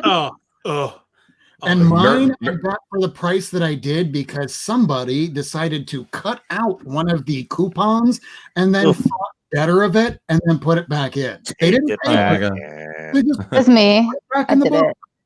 Thanks, Ace. Miracleman's pulling a tube in over those feet. He's not even on the cover, man. He's tubing behind them. I'm just imagining it. I don't have my number 7. So what's your number 7? I don't have my number 7 either, but it would be, and you're gonna go, wow, this is your number 7. Rob wins the pants check, by the way. Avengers #1. Oh, not that long ago, you could pick up an Avengers #1 for a fairly affordable price. Not anymore. I would kill somebody 100. for an Avengers #1. Let me see this. Let me check this shit. Maybe I don't have to kill anybody. You I'm would telling you- kill someone. Can I'm you telling just you- kill me for fun? No, I need you in my life. Hold on. Avengers #1. A little over 15 years ago, you could probably pick this book up. Oh, yeah. It's only like fucking $2,700. That's good. Yeah. This was probably a $250 book. Yeah, Very geez. attainable. That is attainable. And then, the fucking movies happened, and every speculator on Earth was suddenly like, oh, I guess Avengers #1 is important.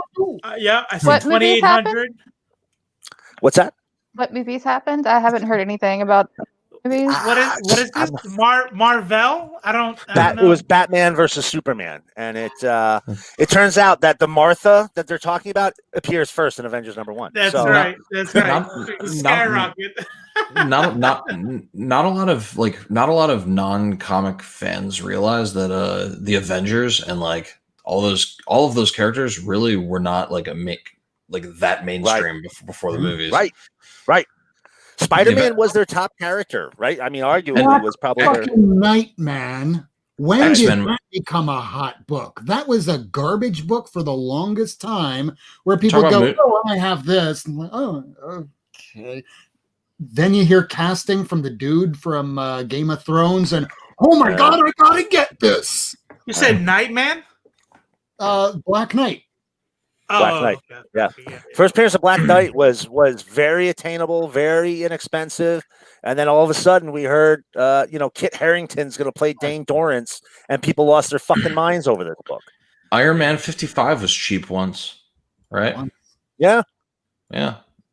And now it's the first appearance of Thanos. Yeah. It happens. Well, my number 7 is Avengers 4. I will one day get it. For me, it was very important because Captain America wasn't published for about 10 years. Marvel went, well, we have all these stables of characters. We can come up with new ones or start bringing back old ones or transfigure them. Fuck it. Let's get the Cap. Good shit. So number 6. Number 6, if I had it, and this one has been a grail for me for a little while, is Brave and the Bold. Number 54 there, your first Teen Titans. Oh, yeah. And I'm going to tell you right now, I've read this story. Not a great story. Not a great story. No. But it makes your top 7. It makes your top 10.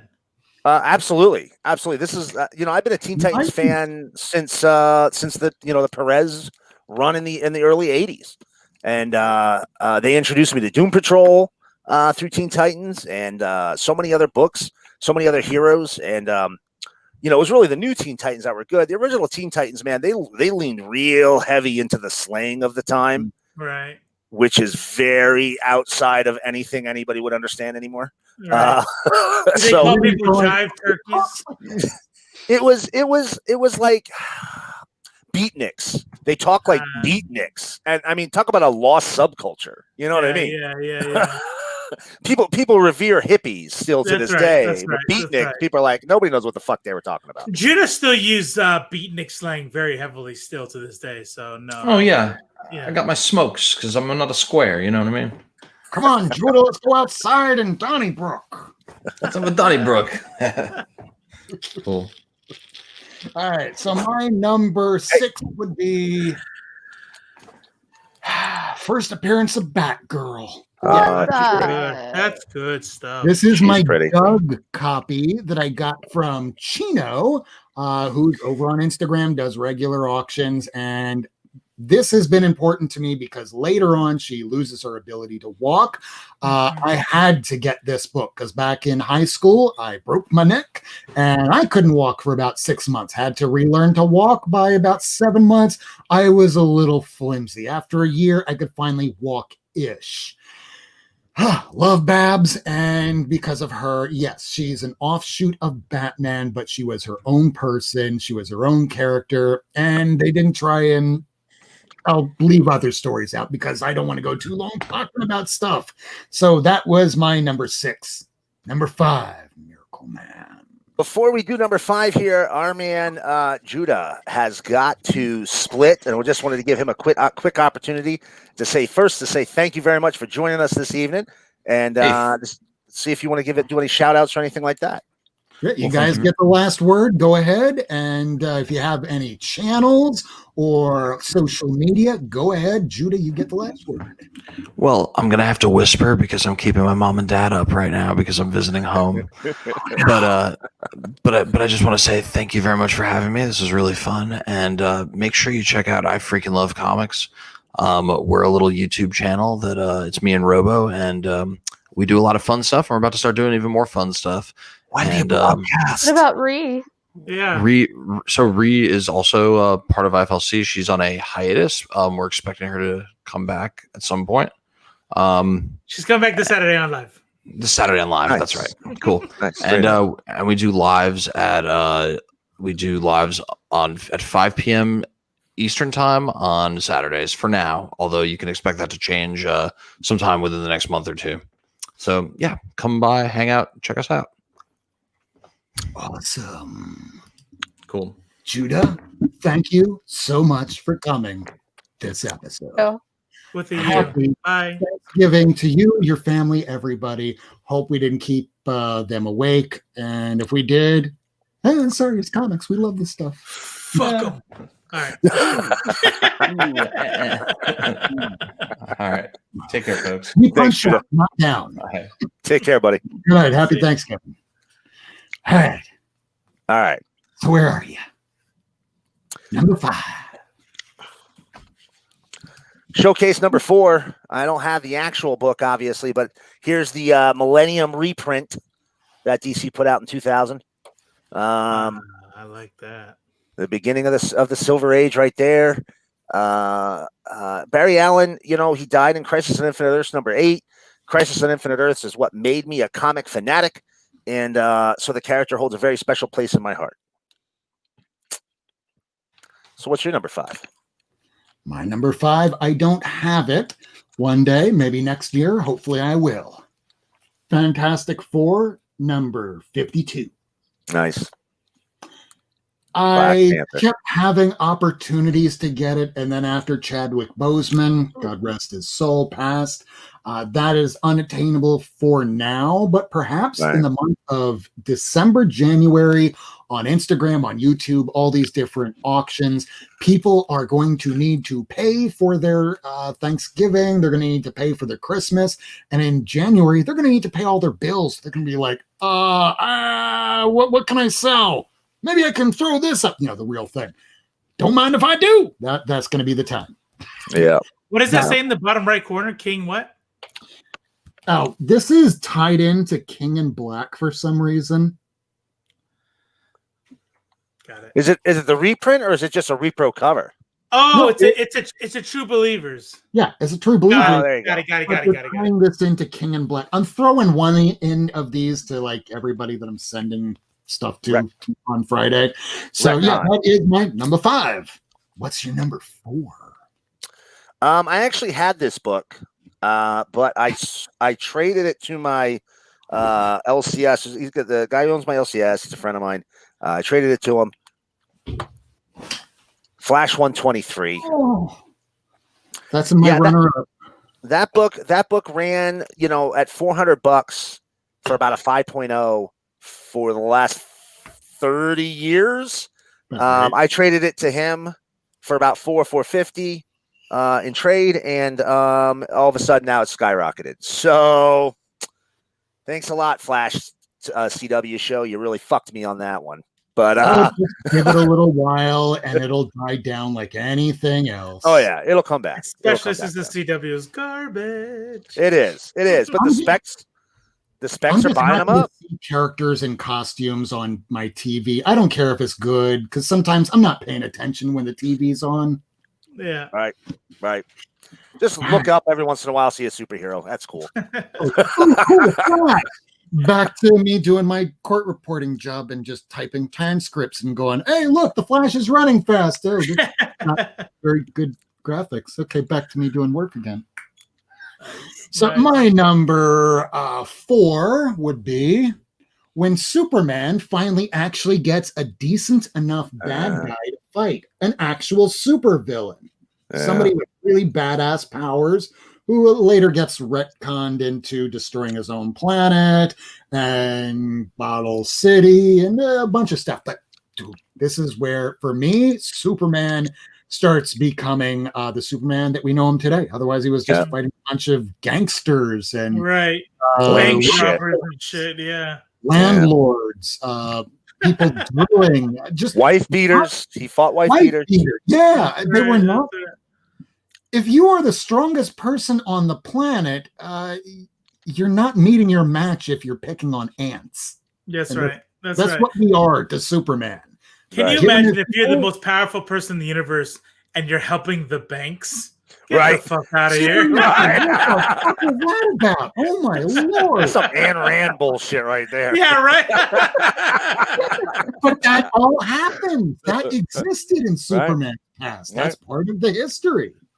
Right. Well, it was traditional villains. villains, and the bank robber's a villain, Right.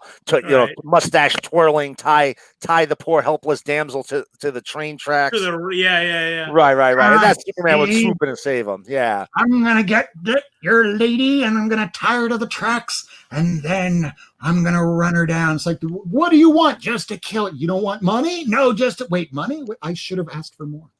Yeah, right. Oh, there's my number 3. Wow. First appearance of Bizarro. This was actually a Valentine's Day gift from my wife. you have a great wife. I got a great wife. So, a lot of people don't know Bizarro first appearance was in Superboy, not in Superman or Action. It's a fun little story, and Bizarro is definitely one of his most interesting rogues. So I'm looking at a graded 7 here for $6,800. This one, Right? And I just want to throw it out there. Right? Yeah. It's like a very good minus. So I mean, it's definitely a much more affordable copy. But I think she paid like $60 for it. Nice. That's awesome. That's really good. Yeah. Why does everybody hate me, Superboy? Yeah. Yeah, he doesn't even have one from my old comic shop before I divorced myself from that place, and he would have charged me probably about like $800. Yeah, and it was in less condition than that. Yeah, they have gone up. She got me this like 10, 12 years ago, so they've definitely gone up in the last decade or so. So. Yeah. Well, my number 3 I do not have, and this is when we're getting into that whole. So, what was first to start the Silver Age? I put my number 3 at Fantastic Four, number 1, because that is where it kicks off Marvel as we know it today. There were a lot of Marvel characters that existed beforehand, but to congeal into a form that is today, it all starts with Fantastic Four 1. Yeah. So number 2. Number 2. Pretty good clip right now. Number 2. This would be my number 1, but there's one other book in the entire world that I'd really rather have more than this one, and it's a Silver Age book. So, My Greatest Adventure number 80.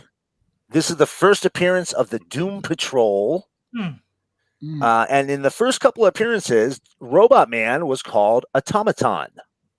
Huh. He was not called Robot Man, as we all know him today. I got this book about a year before the show came out. This one I did not get cheap. I spent some money on it. It was $1.50 when I got it. Still pretty damn good. Still pretty good, because now I think these are going for about $350, $400 in this condition. Sounds about right. Yeah. But again, TV show makes everything blow up. Goddamn speculators. Hi, Tony. Thank you. Hi, Tony. Hi, Tony. I don't know what you're talking about. No, Tony is my favorite watcher. Tony's my favorite watcher in the chat right now. It's me and her, we go way back. I don't know who it is, but. All right. So my number 2, I do have it. No, I really don't have my number 2, but I do have 2 of them. You have 2 of your number 2. AF-15. Yeah, there's a Marvel milestone. That's the milestone and the facsimile. This is facsimile that just came out last year. I was going to say, in the 90s. You were about to get doxxed and a visit. Homie, I would have drove you there. What was that? You threw it out. I was like, oh my God, I was trying to. Please open up. Listen, I'm not going to shit you. I'm not going to shit you. My LCS had, in the past 2 years, had AF-15 and the first 5 ASMs, the first 5 FFs, the first 5 Incredible Hulks, and the first 5 Avengers in the store. And it's a nice little store without a real good security system. And that's crazy. I was like, you should put these, like, you should have like the door opens and a shotgun blast goes off. What the fuck are you doing, man? That's crazy. Let me tell you something. So my wife has been pretty understandable with my collection, my building my computer. Good one. I don't know. If I saw that, I would drop the money. and I would get it. I don't know if my that I would survive. That would survive my marriage. My marriage would survive that purchase, but I would do it. It's worth it. I'm with you. Well, if 1 out of every 2 marriages lead to divorce, just say that you're speeding up the process. Jesus Christ. Honey, I'm trying to help us out. First appearance of Spider-Man. You don't get it? Yeah. She'd be like, oh, I get it. It's called a divorce. Yeah. Okay. Just Let's sign put it this way. That's fair. I think you guys talked about it on the show that was last week on I Love Freaking Comics, where there was a Detective Comics 27, where the dude bought it 10 years ago for $500,000 and just sold it for like what, 1.5 million, and it was 7.0. Yeah. See? Amazing Fantasy 15, you can do that 10 years from now. Right. 100%. Just explain it to your wife that way. That's Right. right. It's an investment. The problem is none of us are going to sell them, so let's not bullshit. Yeah, I'm going to be 87 years old. It's worth $3 million. Yeah, but just hold on to it. Yeah, I will be buried in this fucking tomb of comics. Yes, right. I'll tell you that right now. I will be buried. Just cut this room out. Get Right. Brainiac over here. Bottle this room and bury me in it. Bury the whole. Just fill it with dirt. Put my corpse down here and fill it with dirt. That's the answer to my question from earlier. What do you plan to do with all that? Yep, that's be it. buried. Where you're sitting is Yes. where you should be entombed. That would That's be right. That's right. Don't even have to mummify me. Just fucking fill it with dirt, man. Throw it in there. You're good. That's right. I'm good. Yeah. When you all asked me earlier, it's like, so what do you plan to do with all this stuff here? It's Oh like, my God. That's so I dumb. can't keep it all when I'm in my 70s or so. So I'm going to want to kind of have not a terrible old age situation. So I'll leak out like the newer stuff. And as I get a little older, then I'll maybe sell the Hawkeye for whatever so I can pay for my meds or my Medicare Part B or the fact that I have a herniated disc or whatever old bullshit that happens when you're old. All I know is that the person who just won the presidency is in his 70s. Bernie Sanders in his 70s. Like, Right. When I'm in my 70s, I'm not giving away shit. I'm not going to know that I'm too old to own shit until it's too late. And I'm Right. like, no, that's all At that mine. point, Right. You're right. and I keep saying, the day that I die, if I'm still here and Heather's my roommate and it's her house, she'll probably just put an ad in the paper or on Craigslist and go, first person to come. Can you imagine? It's yours. Yep. So I had to keep that in mind for the 2 people that are still watching right now, if you don't see me for like a week or 2, after about 2 weeks, start looking around the Miami area for people. I was gonna say, I think Ace is the only person who's like not in our generation, so just keep an eye out. Well, all right. Last book. Number 1, go ahead. Number 1. I'll never own this. I already know I'll never own this. All right. I've you resigned will. myself You'll to find this. it in a fucking box outside of Burger King dumpster. I have had some luck, haven't I? So, but this here is probably my biggest grail.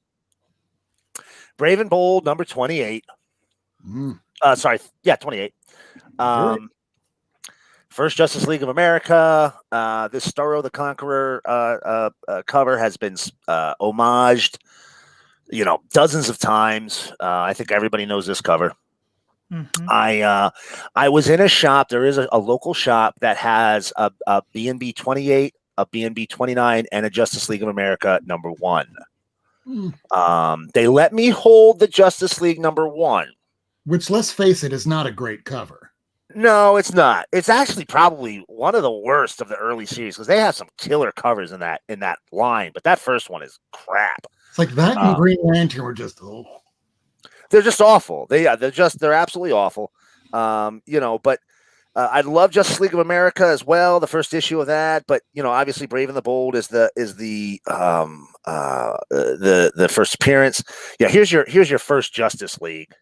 That's just a crap cover. Oh yeah, it is. It's just a crap cover. So, but yeah, B&B 28. There's my number one. That would be my grail. If you're trying to sell comics to a kid, where back in the 60s, I know that chess was for smart people. I've been watching Queen's Gambit like literally everybody else on the planet. And chess was always just for nerds, and comics were for nerds too. Why are you showing nerd stuff on a cover instead of a cool fight scene for issue 1? Right. What was the thought process in that? Who fucking knows? Hey, you have this. Don't fight. They play games. B&B 29 is a weird cover too. It's this robot and a guy operating the robot, and the heroes are fighting. It's some action like this one, but it's a shit cover. Like, it's a really bad cover on that issue. But you know, they turn it around with like issue 2 of the Justice League series. They start getting pretty sweet. Well, my number one is because for those that read Watchmen, watched the movie, whatever, y'all kind of know that back in the 1950s, superheroes were kind of dying. It was horror, it was westerns, romance. Superheroes were just way on the decline. And then this happened. Yeah. Buried alien shows up, and holy shit, everybody goes, hey, I think I can come up with a good comic book character too. How about I combine a spider with a man and some stretchy people, these fantastic, I don't know, there's 4 of them. There's 4 of them. Fantastic 4. Yeah. Some people, they're like, the professor's name is Professor C. We can call his Seaman. It's like, no, it's too weird. We'll call him X-Men. That works too. It all pretty much started here. Because I was in the middle of drinking fluids. Can you not do that thing? Hopefully it wasn't semen. The seaman.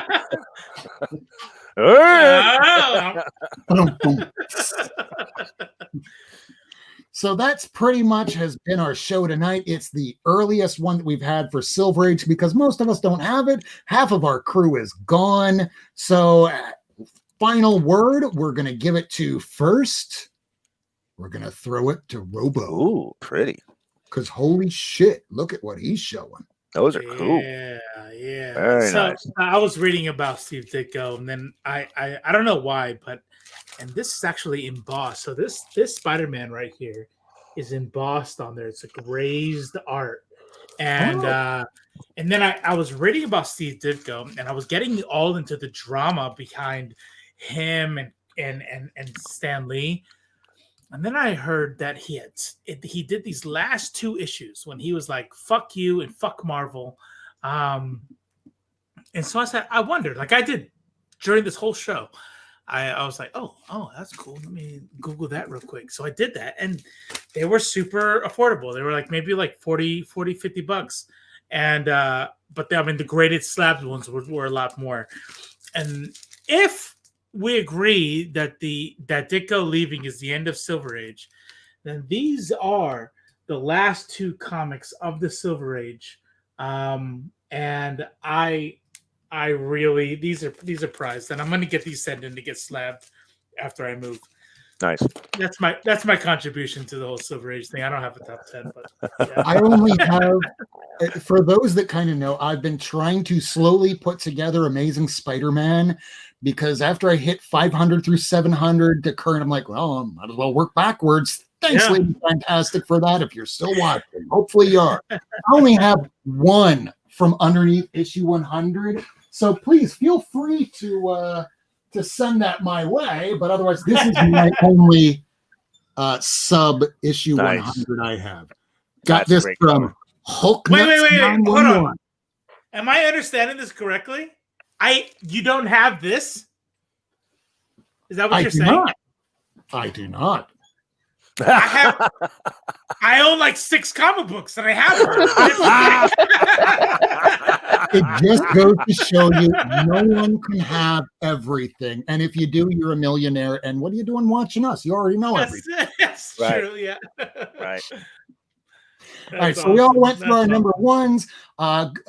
Robo, where can people find you? What is your social media? And what days during the week do you do I Love Freaking Comics? And what time is it on, Eastern, Pacific, or whatever? Go ahead. Back to you. Sure, yeah. So first and foremost, I freaking love comics. You can just go ahead and Google that. We have a sweet little playlist called The Creators Talk, where we kind of focused on interviewing all sorts of creators, from Cullen Bunn, Kevin Eastman, and Ron Mars, all the way down to comics Kickstarters that are just starting in the comics industry. So go ahead and find that out there. We're also on the press list for Image and Valiant Comics. So what we'll do is every now and then we'll get an early release PDF, and we'll do a deal called First Look. So if you're into comic books, check out those two playlists. Me personally, also we do a live show on Saturdays. Like I think Judah mentioned it, we might be moving to Friday nights, but for now, Saturdays at 2 p.m. Pacific, so 5 p.m. Eastern, we do a live show that everyone here except for Ace has been on. We should probably correct that. I apologize. Sorry. And Kind of rude. it's kind of rude. Me personally, I just started Twitch streaming. Really streaming it in general. And so I just finished the Blair Witch game, and I scream often, and I'm a little child when it comes to this kind of stuff, but I'm gonna go ahead and do it anyway. So you can find me, just search for, it's actually _Robo_Strange for Twitch, and then just look for the Robo Strange on Google, and YouTube, and I'm gonna be dual streaming. So that's what we have. I freaking love comics and the Robo Strange. Look for me. All right. Thank you very much, the Robo Strange, for appearing on this entire episode. That rarely ever happens whenever we have guests. Yeah, I'm here. I don't have a life. It's good. No, it's good. And you collect comics. Someone that collects comics, reads comics, yes, all the above. Thank you Yes. so much for coming this episode. I'm glad to be here. Thank you for having me. Thank you so much, my man. Oh, hi. Where can people find you? I'm Brag and Boards Comics on YouTube. I only have like 4 videos up, but I'm doing some early reviews for Vault, so that's exciting. On Instagram and Twitter, I am Breeder Unnatural. And my dog is trying to jump on me, so say hi. Oh, puppies! Oh, nice. Garnet. Look, everybody, it's Garnet. Just look at the puppy. Oh, the puppies! That's cute, dog. That's cute, dog. That's awesome. So Brags and Boards is the name of the channel. Go look up Ace at Brags and Boards. Rags, I like it. Not bags, brags. I'm gonna brag that I got this and that and everything else. We don't have everything, but she's got a lot of cool stuff. She actually reads the comics. Not everybody does that on YouTube. I didn't read anything this week yet. She's read a lot of stuff, so pay attention to what she has to say. Yeah. And next, Miracleman, where can people find you? Well, you can always come see me over on Twitter at Komodo1977. We can talk about comics. We can do dunk on some chuds together. I always actually, yes. Thank you very much for reminding me. Just so everybody here who's watching or comes by and looks later, for our Comics Gate little stalkers that like to come and watch the video to see what they can find out.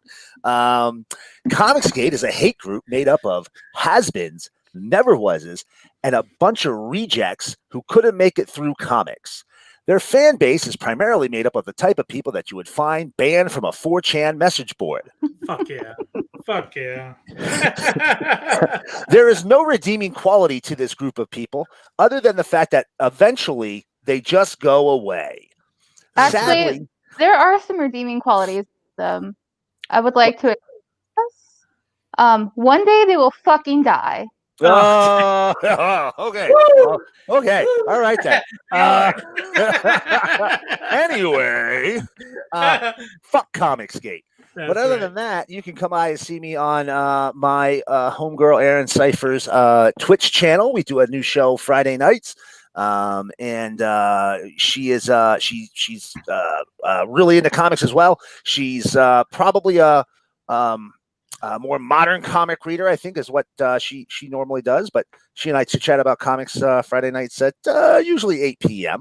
And other than that, that's about it. I'll be here every Wednesday because look how much fucking fun this was. Oh yeah. That was fucking. We might be a bit of a train wreck, but yes, we have fun overall. Yeah. And train wrecks are fun to watch. You slow down. You gotta look. Hey, so I don't mean to. I don't mean to take over, but there's a little thing that we do over in I Freaking Love Comics that I was wondering if you guys wanted to do here. What's that? And it's based off of the fact that we're all in the pandemic, and we everyone's doing this Zoom kind of thing, working remotely. We do a thing randomly called the pants check. And that's when everyone will stand up, put their knee on their chair, and prove that they're wearing pants. I am going to fail, so let's not.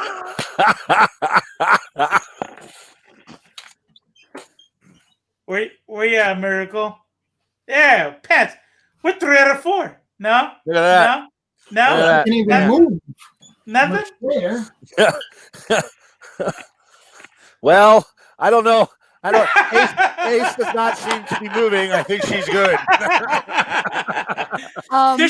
There should be a penalty. We should figure out some sort of penalty. I'm literally not wearing pants, so I threw a blanket on top of me and put on a bra. To be fair, I actually had a judge do their entire morning calendar from their bathroom. How do you know it's their bathroom? When you hear that echo. No one wants to say anything, but meanwhile, you're just looking at all the screens in the Zoom as they're all going like.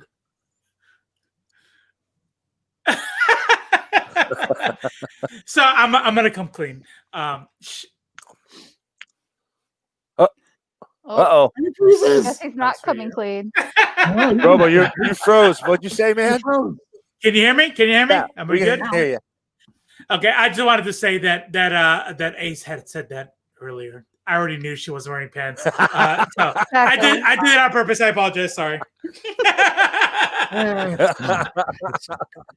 Well, since they are not here, I will do the promoting for them because there's nothing better than a little bit of promoting, if it's a little shameless promotion. I do it for others. So Lady Fantastic, while she did have to leave earlier, you can find her on Instagram at Caro_syrup84. She does comic auctions and claim sales. We might be doing one together on Friday, or we might be doing something during the weekend. We're still working that out.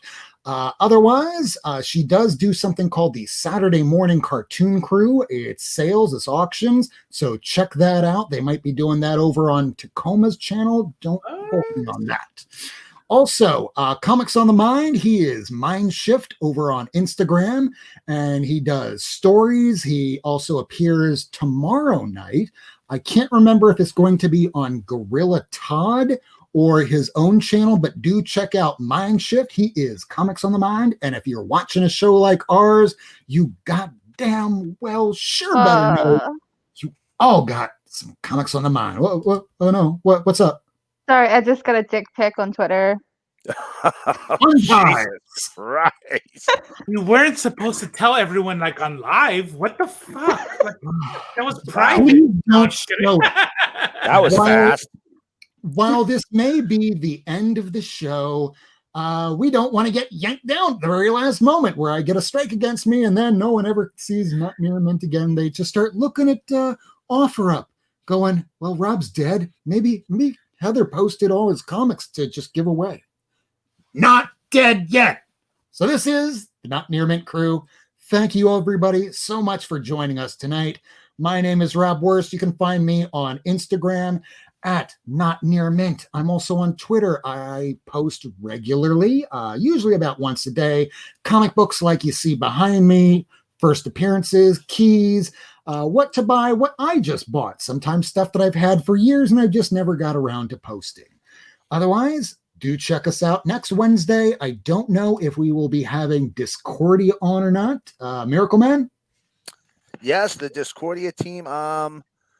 Actually, no, I lie. Week after that, we'll have Discordia. Next week, I don't necessarily have a guest lined up, but I'm working on somebody, so we'll see. Discordia is dope. Don't wait until after the next week after next to check them out.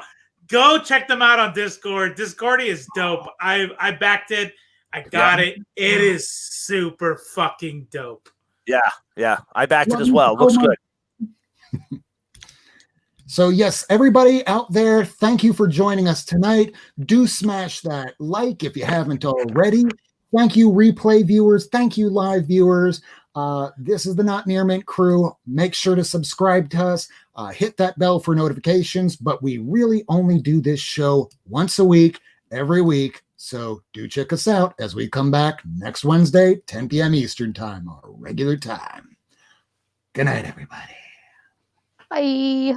Bye. Forgot. Black Lives Matter, trans rights, Helen Mirren.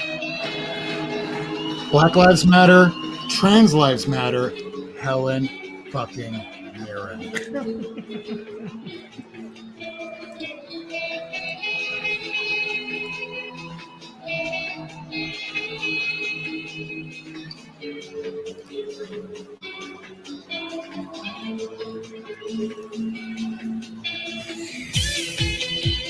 Thanks for tuning in.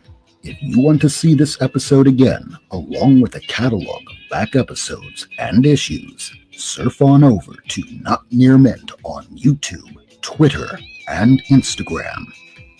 Subscribe and hit that bell for notifications. Rob Wurst, Lady Fantastic, Miracleman, and Comics on the Mind will be back next week. Same time, Wednesday, 10 p.m. Eastern Time on Not Near Mint.